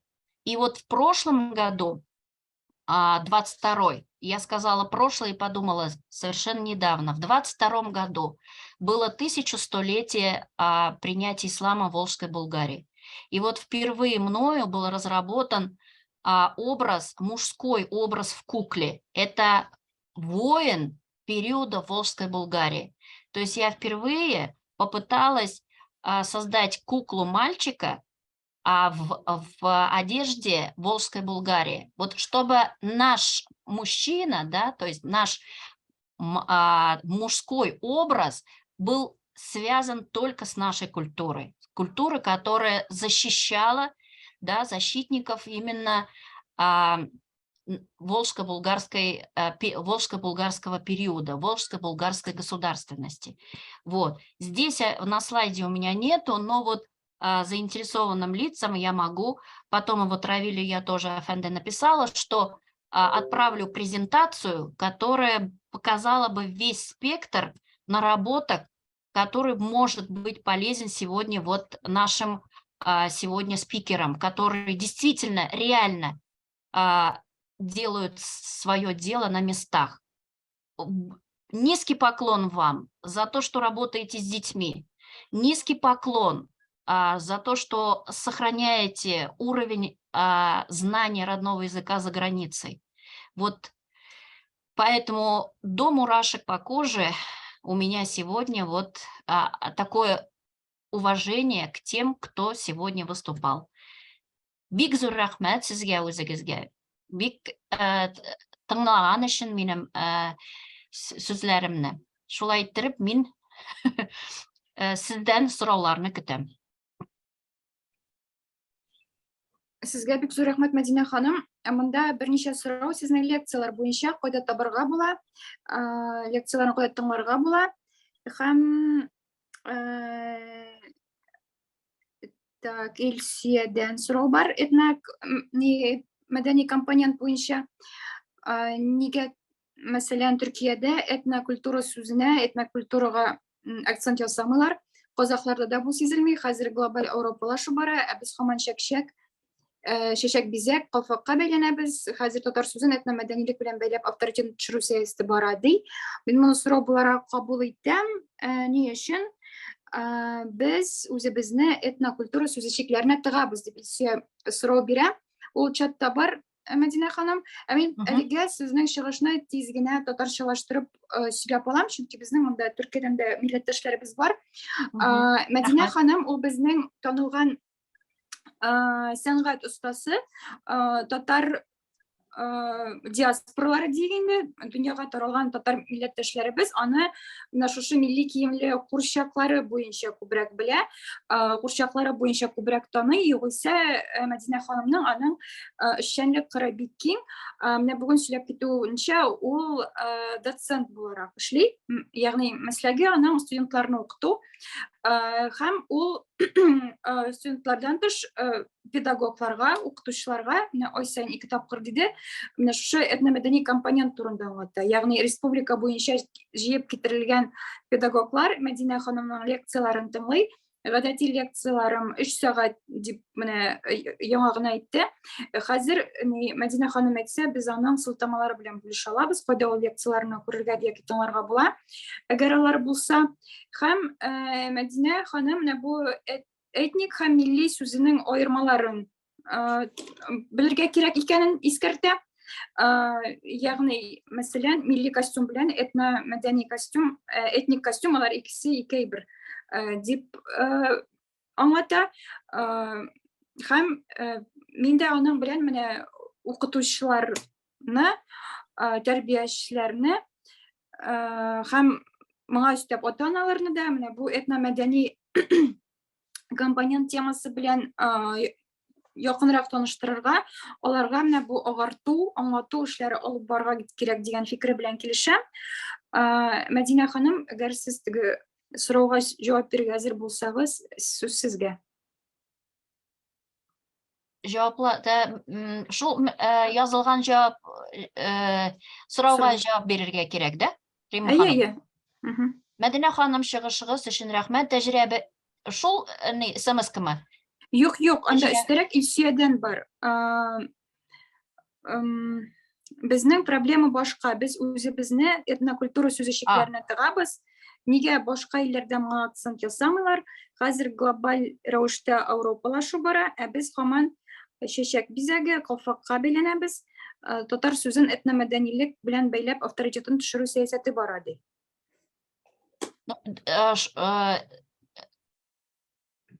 Илсия ханым дөрес язды бит инде. Нәрсәдән әйтәм инде? Менә беренчедән, без һаман чәчәк, бизәк, калфакка бәйләнәбез. Беләсезме? Менә кайбер конкурсларда балалар калфак нәрсә икәнен белмиләр. Казанда яшәп. Беләсезме, әллә күпме менә жюриларда, теге эксперт булып утырган вакытларда шаккатып утырам, беләсезме? Изю, хасите, калфак нәрсә икәнен белмичә балалар үсәләр безнең.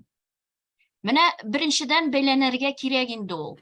Менә шул әзәзләп сөйли башласа, укытучыларга, ягъни балаларга шуларны гел сөйләп биреп, алар кирсен башларына ул фикерләр ятсын. Но нәрсәдән ләкин мин нәрсәдән әйтәм? Калфакларны белмәү да. Ул бит инде нәрсәдән? Мин сезгә беренчедән язган идем дә, чатта әле генә. Милли брендларны күтәрергә кирәк. Визуаль картинкаларны күрсәтергә кирәк. Балалар милли татар әкиятләренең геройлары белән уйнарга тиеш.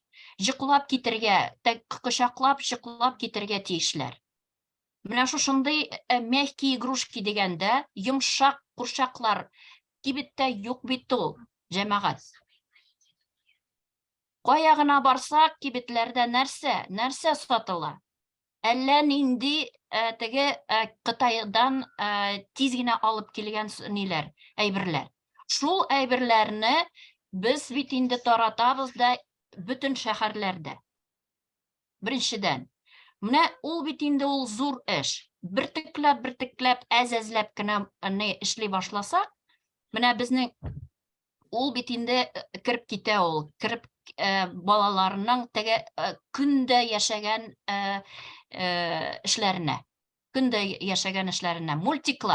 Мультиклар әле генә башлады. Без бит инде 30 еллап бер поколение уже югалттык. Нәрсәдән мин сөйлим инде дә, минем кызым 30 яшьлек кыз. Менә ул поколениене 90-нчы еллардан без аны югалттык. Татар телен белмиләр, татар милли культурасын белмиләр. Нәрсә, мин теге белый пушистый булып кына утырмыйм. Теге проблеманы имештер күтәрәм. Юк. я себя не превозношу, не подумайте. Меня общий. Минем бір коллекция йомшак курчакларым бар. Шуны кибетләргә тапшырырга минем вакытым юк. Вакытым юк. Минем эш коллекциям курчакларым, уенчыкларым бар. Беләсезме, да? Яталар нидә эштә. Хәзер менә үземнең кафедраның студентлары белән 5 коллекция курчакларынан итәбез, эшлибез инде. Теге автор үстерү дигән сүз инде ул, әйме? Аларга әйтәм, менә беләсезме, кызлар, мен әйтәм, безнең институтны бетергәч, шул курчакларны эшли башласагыз, бик күп акчалар эшләрсез дип тегеләргә уй кертәм. Нәрсәдә мин аны әйтәм? Чөнки рынок свободен. Барасың, эшлисең, кибетләргә җиткерәсең. Ә менә безнең ата-аналар, хәзер битерәм. Ә безнең ата-аналар аларны рәхәтләнеп алыр дип, безнең студентларга шундый уйларны кертәм. Эшләгез генә дип, зинһар ишем шулай уговаривая, да, аларны. Рәхмәт, әйтегез, да, Алсу ханым. Беләсезме, чынлап та андый проблема бар. Мин мәсәлән балалар белән эшләгәндә үзем дә эзләп караганым бар, татар уеннары. Менә хәзер күрсәттем, менә безнең бу агачтан ясалган изү кебек ясарга була. Менә монда тишекләре дә бар, аны үзең рәсемнәр ясыйсың, трафарет сыман, әйме? Һәм балаларга моны аңлата башласаң, нәрсә икән, изү дисәң, алар белмиләр, сез дөрес әйтәсез. Аны изү генә, изү ярар анысы. Калфакны аны да аңлатырга туры килә. Ләкин менә әгәр уенчыкларны ала калсаң, ул бик уникаль продукттыр хәзерге вакытта. Аны тапсаң, ул бик сирәк очрый торган нәрсәләр.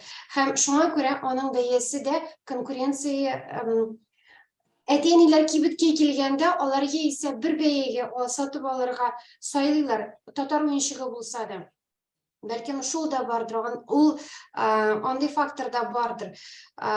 Курчак яисә курчак алырга, яисә шүрәле, мәсәлән, ул әз булганга аның бәясе күбрәк булырга мөмкиндер. Яисә җүнрәкне мультиклар күбрәк күрсәтүче төрле чит ил геройлары булырга мөмкин. Анда күп төрле факторлар бар, әйме? Һәм сез әйткәнчә, әгәр менә сезнең студентларыгыз, сез өйрәтүче егетләр, кызлар киләчәктә шул эш белән шөгыльләнә башласа, ул инде күбрәк таралыр иде һәм күбрәк булыр иде. Ул чынлап та андый нәрсәләр бар һәм уеннарны, татар телендәге уеннарны табу кыен. Ул бар. Мин үзем дә эзләп карадым һәм тулысынча килешәм. Рәхмәт. Рәхмәт, бик зур. Тагын бер сорау. Рима, миндә өстәп әйтелмәҗәме? Бер генә әйбер. Лилиана, монда син әлбәттә өстәп әйтерсең, мин бирим инде теге сорауны. Фәрхәт сорый.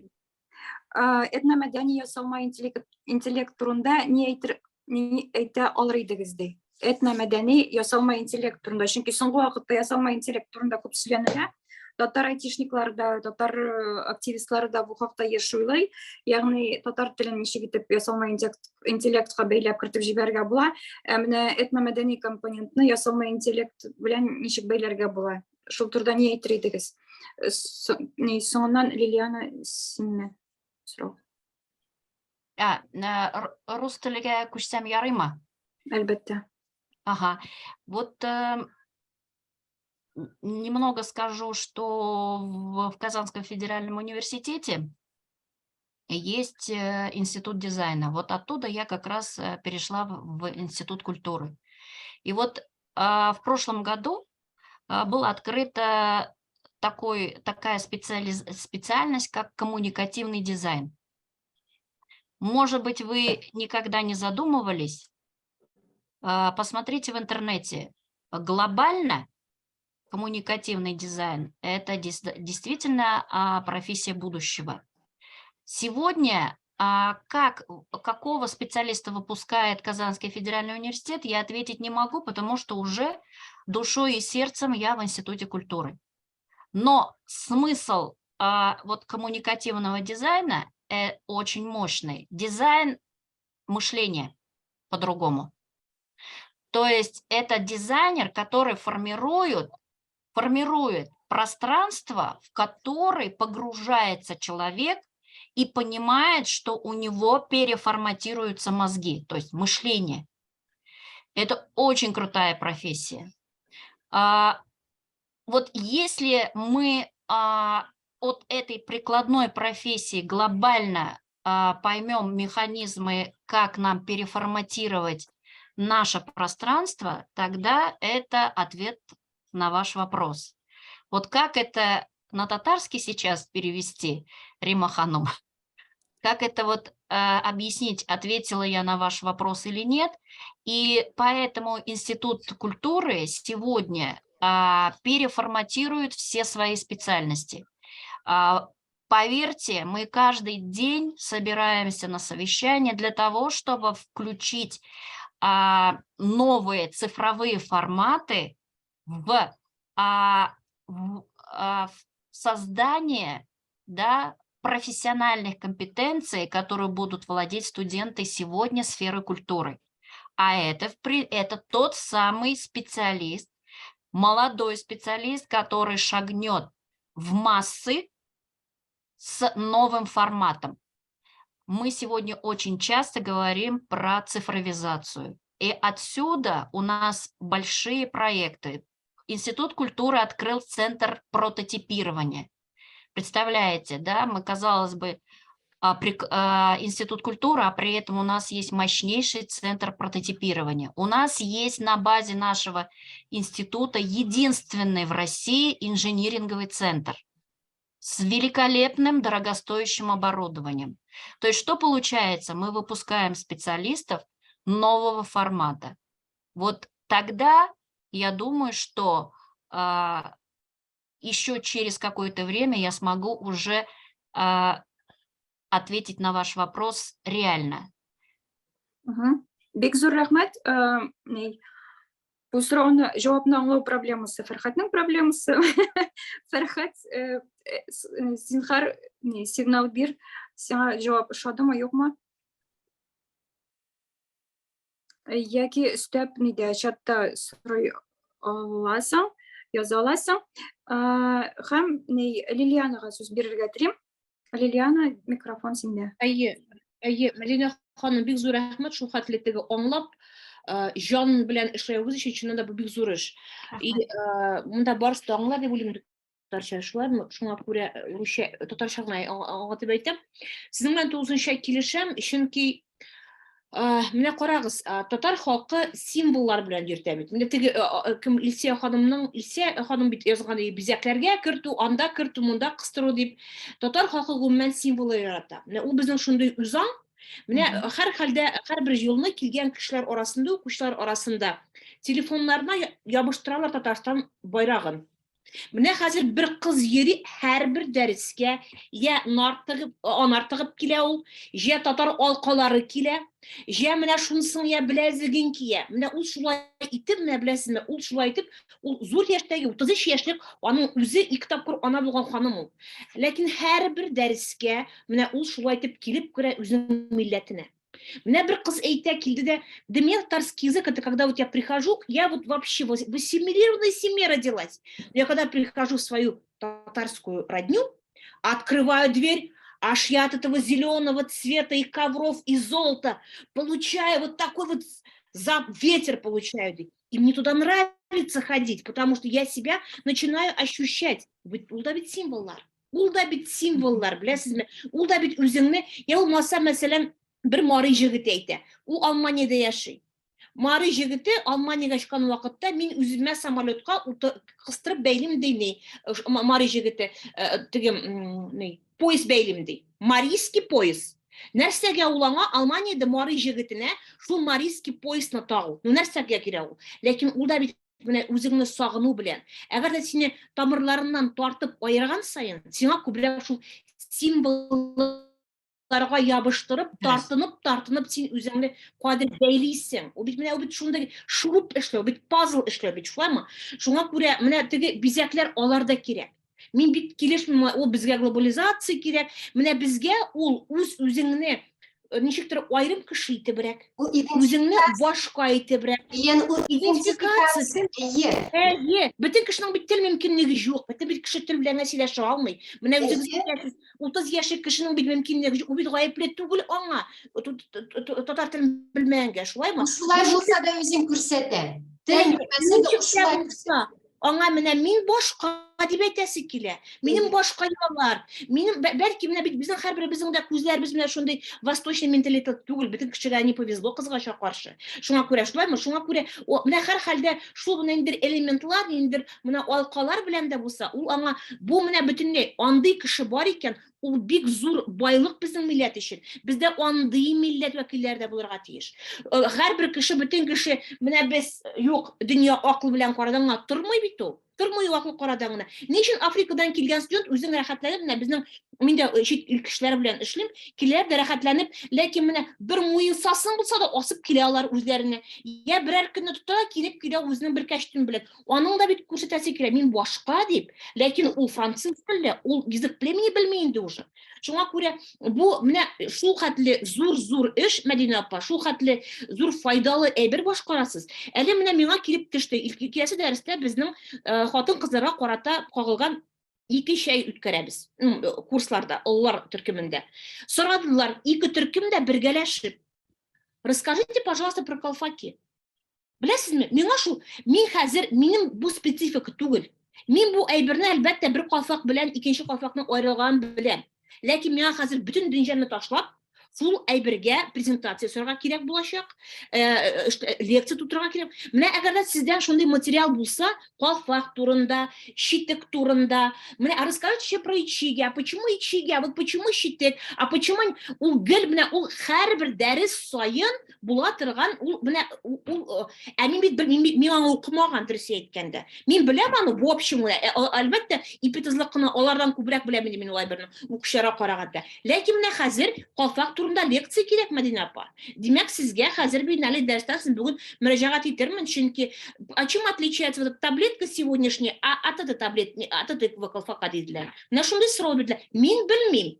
Мин әйтәм инде, что менә монысы таблеточкасы, это вот современный тренд, показать себя, да? А тегесе менә бездә, а наши бабушки вот носили в деревне колфаки. А вот почему Суимбикә носила вот такой, да, вот треугольник, а вот кто-то носит вот такие вопросы задают. Менә ул, менә бу узган атнада булган бик зур, менә күп дәрестә купкан бәхәс безнең. Менә ярдәм кирәк, Мәдинә апа. Брошюркалар да кирәк, лекциялар да кирәк. Дөрес, менә Сөембикәнең башлыгы турында бер сүз генә әйтәм. Беләсезме, ул Казанда яшәгән татарларның традициялары түгел. Сөембикә Ныгай принцессасы. И мин ничек анан итәм, сөйлим. Менә һәрбер кыз теге кая гына барса гына чемоданга нәрсә сала. Бик иң матур әйберләрен әйбит инде дә, менә шул Сөембикә Нагай нидән җирләреннән Казанга килеп җиткәч, сундыкларны алып килгән бит үз ниләре, әйберләре белән. Киемнәрен, читекләрен, алкаларын һәм башлыгын. Менә шул мода, оказывается, хәзер рус теленә чыгам. Оказывается, это мода высоких шапок Ногайской Орды. И поэтому она, как царица, ввела эту моду в Казань, привезла и ввела в моду. Поэтому те, кто об этом не знает, а это этническая культура ногайских татар, поэтому и у нас источников нет для того, чтобы это объяснить. Шуңа күрә без белмибез дә. Менә этник культураларны укымагач, безгә бит укытмадылар. Без бит совет мәктәбендә яшәп укып үстек. Шуңа күрә, нәрсәдән мин рус теленә, татар теленә күчәм, чөнки минем бер дәрес кенә татар телендә иде. Совет мәктәбендә. Казанда яшәп, мин татар телемне үз әбиемдә генә ишеткән, үскән кеше. Шуңа күрә, менә гел күп татар телендә сөйләшсәм, чиста татар теленә сөйләшә башлыйм. Һәммә менә көндә рус телендә эшләгәч, татар теле ничектер менә баштан теге чыга бара. Шуңа күрә гел менә гафу итегез дигән сүзләр белән рус теленә күчәм. Это неправильно. Это неправильно. Вот это двоякое состояние постоянное, да, оно нас распыляет. Вот еще это моя наболевшая тема. Распыляет, потому что татар Финляндиягә барган вакытта мин аннан тегеннән дүрт күзләрем белән кайтып килдем. Кайттым нигә Казанга.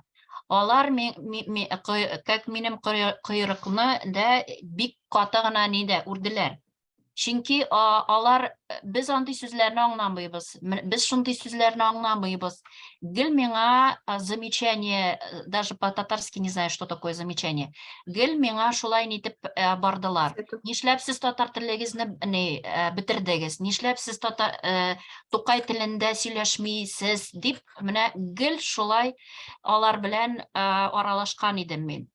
А это 2000 год. Представьте, прошло с этого момента 22 года.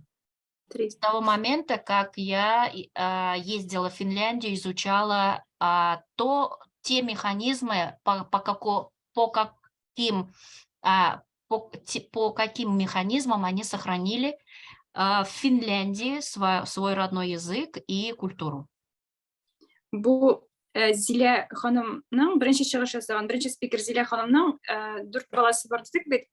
Һәм аның бер кызы Иделбикә, без ниндидер уен кагыйдәләрен, русча текстларын русча укый башласак, бик каты итеп татарча сөйләш дип кычкырып җибәрә, чөнки балалар татарча яхшы сөйләшә, рус телен руслар әйтмешләр поскольку шуның сыман булды. Безнең инде Фәрхәтнең башланды хәзер ясалма буенча, интеллект буенча аерым рубрика дияргә була, чөнки бу турыда Фәрхәт Мәдинә ханым этномәдәни компонент турында сәгать сөйләгән кебек, Фәрхәт ясалма интеллект турында шулкадәр сөйли ала. Мәдинә апа, соңгы сорау, сезнең лекцияларыгыз онлайн форматта, интернетта яки бер җирдә бармы? Аларны ничек күрергә, табырга була? Шул хакта сораганнар иде. Да, бер лекция минем бар. Это Казан дәүләт университетта, КФУ университет, КФУ, да, Казанский федеральный университет, Казан дәүләт университетта, федераль университетта, анда бер традиция бар. Безне берәм сценага кертәләр дә, безнең лекцияларны язып баралар. Шунда бер лекция минем язылган иде, аның ссылкасы бар, как раз этнокомпонент турында. Шуны менә ссылка ясап мин җибәрермен, Алла бирсә. Вот. Андый лекция бар. Бер лекцияны язып, шундый сценадан әйтеп, сөйләп, презентацияларны күрсәтеп, минем андый лекция бар. Ярый, бик зур рәхмәт. Мин әйтергә телим, буларны соңыннан кайдан тиз генә табырга булачак. Беренчедән безнең татар порталлары берлеге дигән чат бар. Икенчедән ул татар порталлары берлегенең Инстаграмы һәм сайты бар. Сайт аша карарга, күрергә булачак. Мөгаен бу җыелышның видео язмасы да сайтка чыгарылачак. Шулай ук сез барыгыз да бүген кичә Рауил әфәнде белән аралаштыгыз. Рауил аша да табып булачак. Әгәр кемнәрнең бер тагын чыгышлары булса, экспертларның фикерләре булса, бераз аралашык һәм әйдәгез бүгенгә тәмамлыйк. Чөнки, мәсәлән, мин килешәм мондый конференцияларны сериясы монрак булдырырга, ягъни тагын берничә конференцияны шушы милли тәрбия темасына, балалар контенты яки ата-аналар өчен ниндидер проект булдыруга багышларга тәкъдим итәм. Хәзер минемчә экспертларга сүз бирергә кирәк. Бүген бездә әйткән идем инде, Казаннан Идел яшьләр үзәгенең җитәкчесе Зөлфия Ибляminova бар һәм Сабыйлар балалар үзәгенең мөдире Ләйсән Султанова. Ханымнар, туташлар, сезгә сүзләр. Хәерле кичләр, ишләм икән, Рима, хәерле кич, рәхмәт. Бик яхшы Ишлә дип аңлыйм. Ярый, яхшы. Барлык катнашучыларга да, тыңлаучыларга да хәерле кичләр дип әйтәсе килә беренче чиратта һәм үземнең сүземне кыскача гына әйтермен. Бу беренче чиратта минем оештыручыларга бик зур рәхмәтемне белдерәсем килә, чөнки мондый бик шундый көн кадагында безнең өчен бик мөһим булган темага очрашу булганга һәм катнашучылар да шушы ял көнне үз вакытларын табып, әйеме шушы темага сөйләшергә монда җыелганнары өчен. Чын дөресен әйткәндә, менә бик мин язып бардым, бөтен кеше сөйләгәндә бик күп фикерләрне. Чөнки беренче чиратта бу тәҗрибә уртаклашу һәм безнең үзебезнең эшчәнлек турында ике сүз белән генә әйткәндә, без Идел яшьләр үзәге үзебез Казанда урнашкан дәүләт оешмасы һәм эшлибез без читтә яшәүче татарлар белән. Шул исәптән балалар белән дә, димәк, безнең балалар өчен лагерьлар бар һәм без Россиянең барлык төбәкләреннән җәй көнне 150-шәр, 180 баланы җыеп, алар өчен лагерь сменасы үткәрәбез һәм ул лагерь сменасында безнең шундый итеп бер бүлегебез дип әйтим инде, ул татар теле дәресләре, әлбәттә җәй көнне балаларны ничектер укырга һәм дәресләрдә йөрергә теге әндәп булмый инде һәм ул җиңел форматта, шулай ук уен форматында, беренче чиратта сөйләшү форматында, аларның әлбәттә теле белү дәрәҗәсе дә төрле һәм без аларны бүлеп укытабыз. Һәм безнең дә шундый тәҗрибәбез бар һәм төбәкләрдә нәрсә булганын менә күрәбез. Бүген инде чит илләрдә нәрсә булганнарын да ишеттек. Шәхсән үземнең Владимир шәһәренә барып, 2 атна дәвамында татар телен сорау буенча укытканым бар, чөнки белемем буенча филолог татар теленеке һәм педагог. Һәм безнең өчен, минем өчен бу тема шундый бик кискен. Берничә инде сөйләгәннәр буенча берничә әйбергә тукталып үтәсем килә, чөнки миңа кызык дип тоелган ниндидер урыннарга һәм сораулар туган урыннарга дип әйтәм, һәм безнең беренче чыгышта ук шундый бик кызыклы әйбер яңгырады. Әйме без бик күп тапкыр ишеткән бардыр инде, ике телдә сөйләшә торган гаиләдә яки ике телле мөхиттә үскән баланың соңрак сөйләшә башлый яки теле ачылмый бик озак дигән фикер белән килешмим, диде безнең Зилә ханым.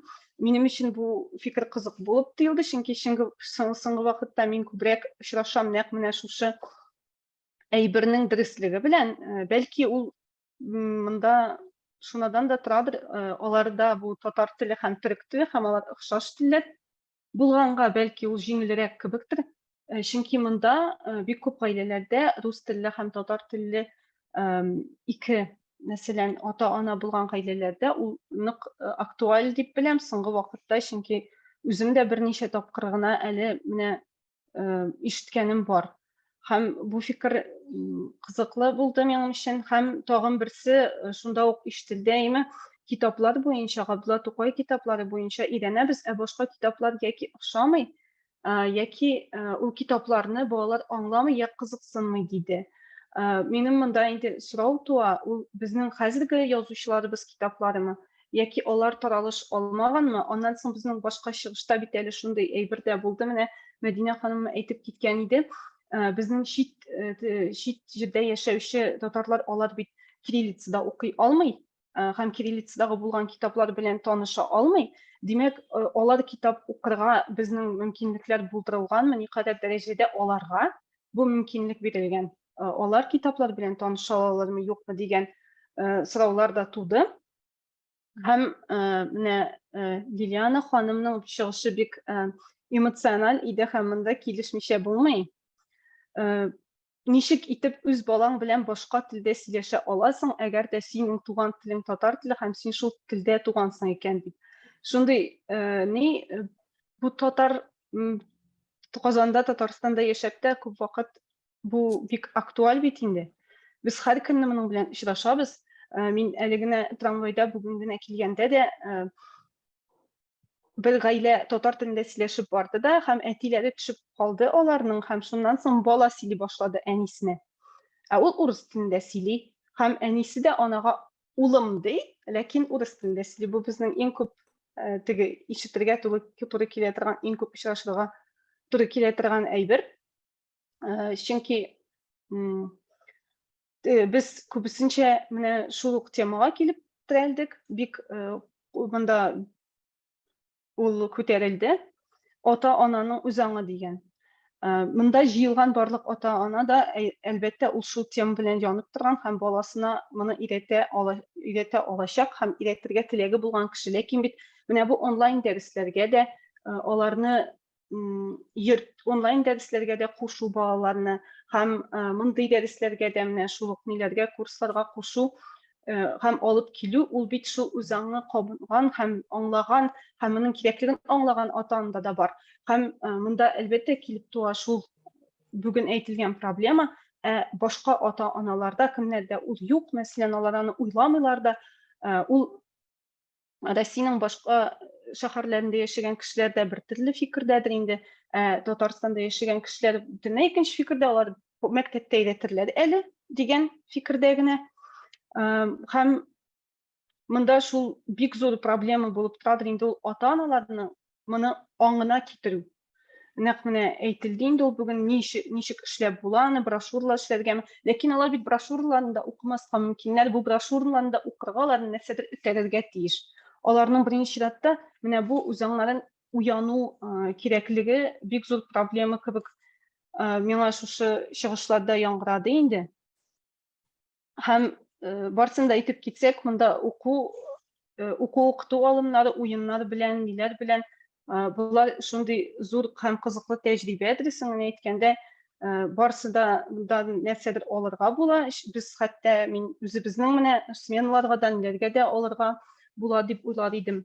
Һәм тагын бер әйбер яңгырады, ул җырлар белән генә, ниләр белән генә өйрәтеп буламы дигән форматтарак сорау иде.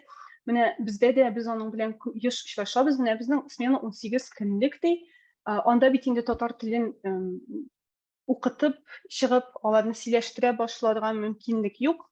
Һәм күп очракта ниндидер шул аларны кызыктыра торган җырлар аркылы, башка әйберләр аркылы гына монага керәсең һәм хәтта кайткач әти-әниләрдән инде кире алардан язулар килә, хатлар килә. Димәк, анда алар язалар. Безнең бала бөтенләй теге җырда да тыңламыйдыр татарча, бер дә игътибары юк иде. Дип инде хәзер ул көнне төннән дә татарча җырлар тыңлап йөри. Димәк, бу да ничектер эшли һәм шуннан да менә әйтелгән фикер Алсу Усманова әйткән иде бугай, әйме, җырның ниндидер җырчы ошый икән, димәк, ул шул җырчының җырларын тыңлаячак дип. Мондан хәтта ниндидер җырчы ошыйдан гына да түгел, бәлки ниндидер направление. Мәсәлән, мин беләм төбәкләрдә яшәүче татарлар, читтә яшәүче татарларда кайберләрендә балалары гомумән белмиләр. Анда мәсәлән татарча мәсәлән рэп бар икәнен, татарча рок һәм башкалар бар икәнен. Рәсемен әйткәндә, анда менә элеккеге җырчылар белән аларның әти-әниләре, бабайлары күбрәк тыңлаган җырларын ишеткәннәр алар, ләкин бу аларны кызыксындырмый. Менә ул да таралыш алганмы, алар гомумән моны ишеткәннәрме, беләләрме? Һәм аннан соң менә безнең уенчыкларда һәм башка әйберләр бренд иттереп булдырылмаган диләр. Бу да бит шул ук вакытта балаларны кызыксындыра торган әйбер. Димәк, балаларда кызыксындыру, уята ала торган әйберләр кирәк дигән сүз. Бүтән фикерләрне хәзер әйтеп бетерә алмам. Кыскача гына әйткәндә, минем өчен әлбәттә менә бу ата-ананың үзаңы булу кирәк дигән әйбер шундый бик актуаль һәм уйландыра торган сорау булып яңгырады, чөнки ничек аны уятырга була, нәрсә аларны этәрә ала, алар үз балалары татар телен өйрәнсен дигән фикергә килсен өчен, алар аны белергә тиеш дигән фикергә килсен өчен. Әлбәттә, монда җыелган ата-аналар һәм алар барсы да шундый фикердә булган һәм алар ничек тә үз балаларына татар телен бирергә теләгән һәм өйрәтәчәкләренә мин ышанам да аларның. Ләкин гомумән бу тема турында уйлап та карамаган кешеләр бик күп. Һәм менә аларда бу уйны ничек уятырга дигән сорау инде иң актуаль булып торадыр. Менә рәхмәт. Рәхмәт бик зур, Зөлфия. Монда инде синең белән Фәрхат дискуссия ачып җибәрде полилингвалик турында. Полилингвалик турында бер-ике сүз әйтим. Мин бәхәскә керергә җыенмыйм, мин шуны гына әйтергә телим. Билингвизм берничә теллелек турында кызганыч татар телендә түгел, хәтта рус телендә дә яхшы, сыйфатлы фәнни хезмәтләр, ягъни ниндидер аңлату юк. Без һаман да ниндидер совет психологларыннан килгән стереотип белән ул педагогикада, мәгарифтә дә шул ук кала бирә, шул ук караш. Ягъни бу хакта ниндидер мәкаләләр, ниндидер шәхси кейслар бар, әмма моны социаль яктан тикшергән ышанычлы, яхшы ресурсларда тикшеренү эшләре юк. Бу татар телендәге контент турында гына түгел проблема, рус телендә дә мондый контент юк, чөнки без бу хакта инде Россиянең башка милләтләре белән уртак бер конференция уздырган идек, һәм менә бу билингваллек турында яхшы ресурслар булмавы проблемасын берничә тапкыр искә алган идек. Бу бер. Икенчедән тагын нәрсә әйтергә теләгән идем. Татарча контент турында, татарча контент түгел, ата-аналарның үзәгын аңлату ягыннан мин үзем күзәткән бер-ике моментны әйтә алам. Менә кайчан ул үзәң үзенең кисәк кенә үсешен күрсәтте. Ул әлбәттә бердә ничек әйтик, рәхәт заманнар түгел иде. Милли үсешнең ниндидер чаткылары атыла башлады 2017 елда. Без барыбыз да беләбез, ноябрьдә татар телен мәҗбүри уку программасын алу белән бик күп ата-аналар балаларын татар теле курсларына бирергә теләде. Татарча проектлар ачылды. Мин Казанда да берничә татар телле балалар бакчасы ачылган. Хәтерлим, аларның хәзер кайберләре эшли, кайберләре хуҗаларын алыштырды. Мәсәлән, Ябалак балалар бакчасы, Акыллым. Менә бүген безнең эксперт булырга тиеш иде Ләйсән ханым, сабыйлардан, әмма сәламәтлеге сәбәпле килә алмады. Ягъни 2017 елдан соң 5 ел эчендә бик күп татарча проектлар, татарча контент калкып чыкты. Күбесе балаларга багышланган инде, чөнки аңлашыла, без барыбыз да аңлыйбыз. Бездә сакланган телне тагын да саклап калыр өчен, үстерер өчен, дәвам итәр өчен бездән соң килгән буын белән эшләргә кирәк. Бу педагоглар эше, ата-аналар эше, гражданлык активистлары эше. Һәм шундый ук тагын бер чатка, менә күптән түгел Конституциядә үзгәрешләр булганнан соң булды. Ягъни халыкта эчке сораулар туа. Ул бу ситуацияга үзенең дә булса мөнәсәбәтен белдерергә ашкына омтыла. Һәм әгәр бу телне үстерүгә, саклауга дәүләт тарафыннан бернинди чаралар да күрелмәсә, кеше үзендә җаваплылык тоя башлый. Бу әлбәттә теге рәхәтлектән килми, әмма шулай да теге үзең турында сөйләгәндә, үзеңне уяту, үзең уяну чорларының берсе икән мин әйтеп китәм. Чыгышлар булса, тагын фикерләр булса, әйдәгез үзебезгә 6 минутлык регламент куйык. Аннары әйдәгез саубуллашыйк. Полингваллик турында французча хезмәтләр күп дип яза Фәрхат. Һәм киләсе конференцияларның берсенә бәлки психологларны да чакырырга кирәк булыр, чөнки әлбәттә монда психология ягыннан да хәл итәр мәсьәләләр күп. Рауил, бәлки син йомгаклау фикерне әйтерсең, берәр түгәрәк фикерне әйтерсең. Без бүген уртак төзергә теләгән тезислар файлын бәлки син ачып карарсың. Мин язып барырга тырыштым, менә бүген Зөлфия әйтмешле, бүген ишеткән кызыклы фикерләрне, кайсысын проблема, кайсысын чишелеш буларак. Һәм Рауил, теләсәң син укы, теләсәң мин укып китә алам. Сылтамасын чатка ыргыттым.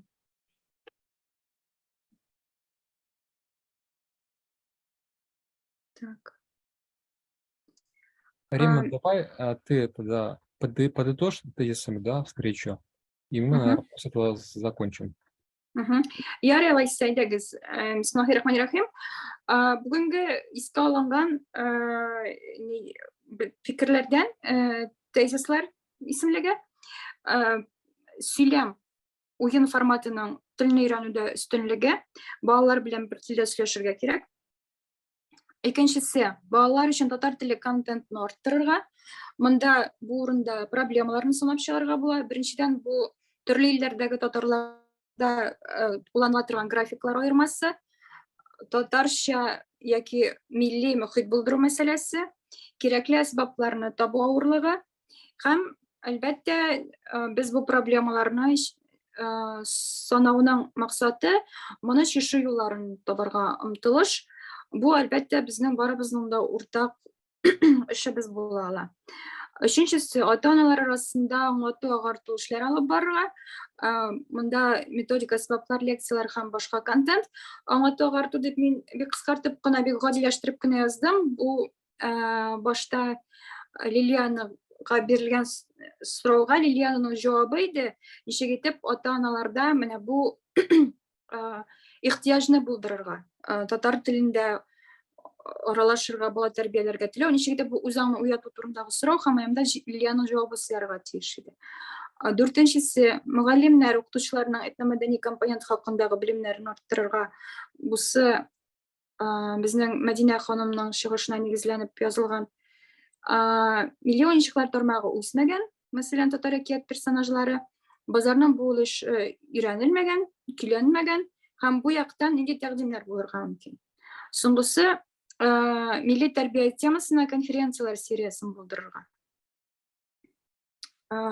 Бу инде безнең киләчәккә план дип тә соңгысын әйтергә була, ягъни йомгак ясап шуны әйтергә кирәк. Бу конференция соңгысы булмасын иде, киләчәктә дә менә шу милли тәрбиягә багышланган темаларны арттырып, үстереп, яңа конференция оештырырга тәкъдим итәм.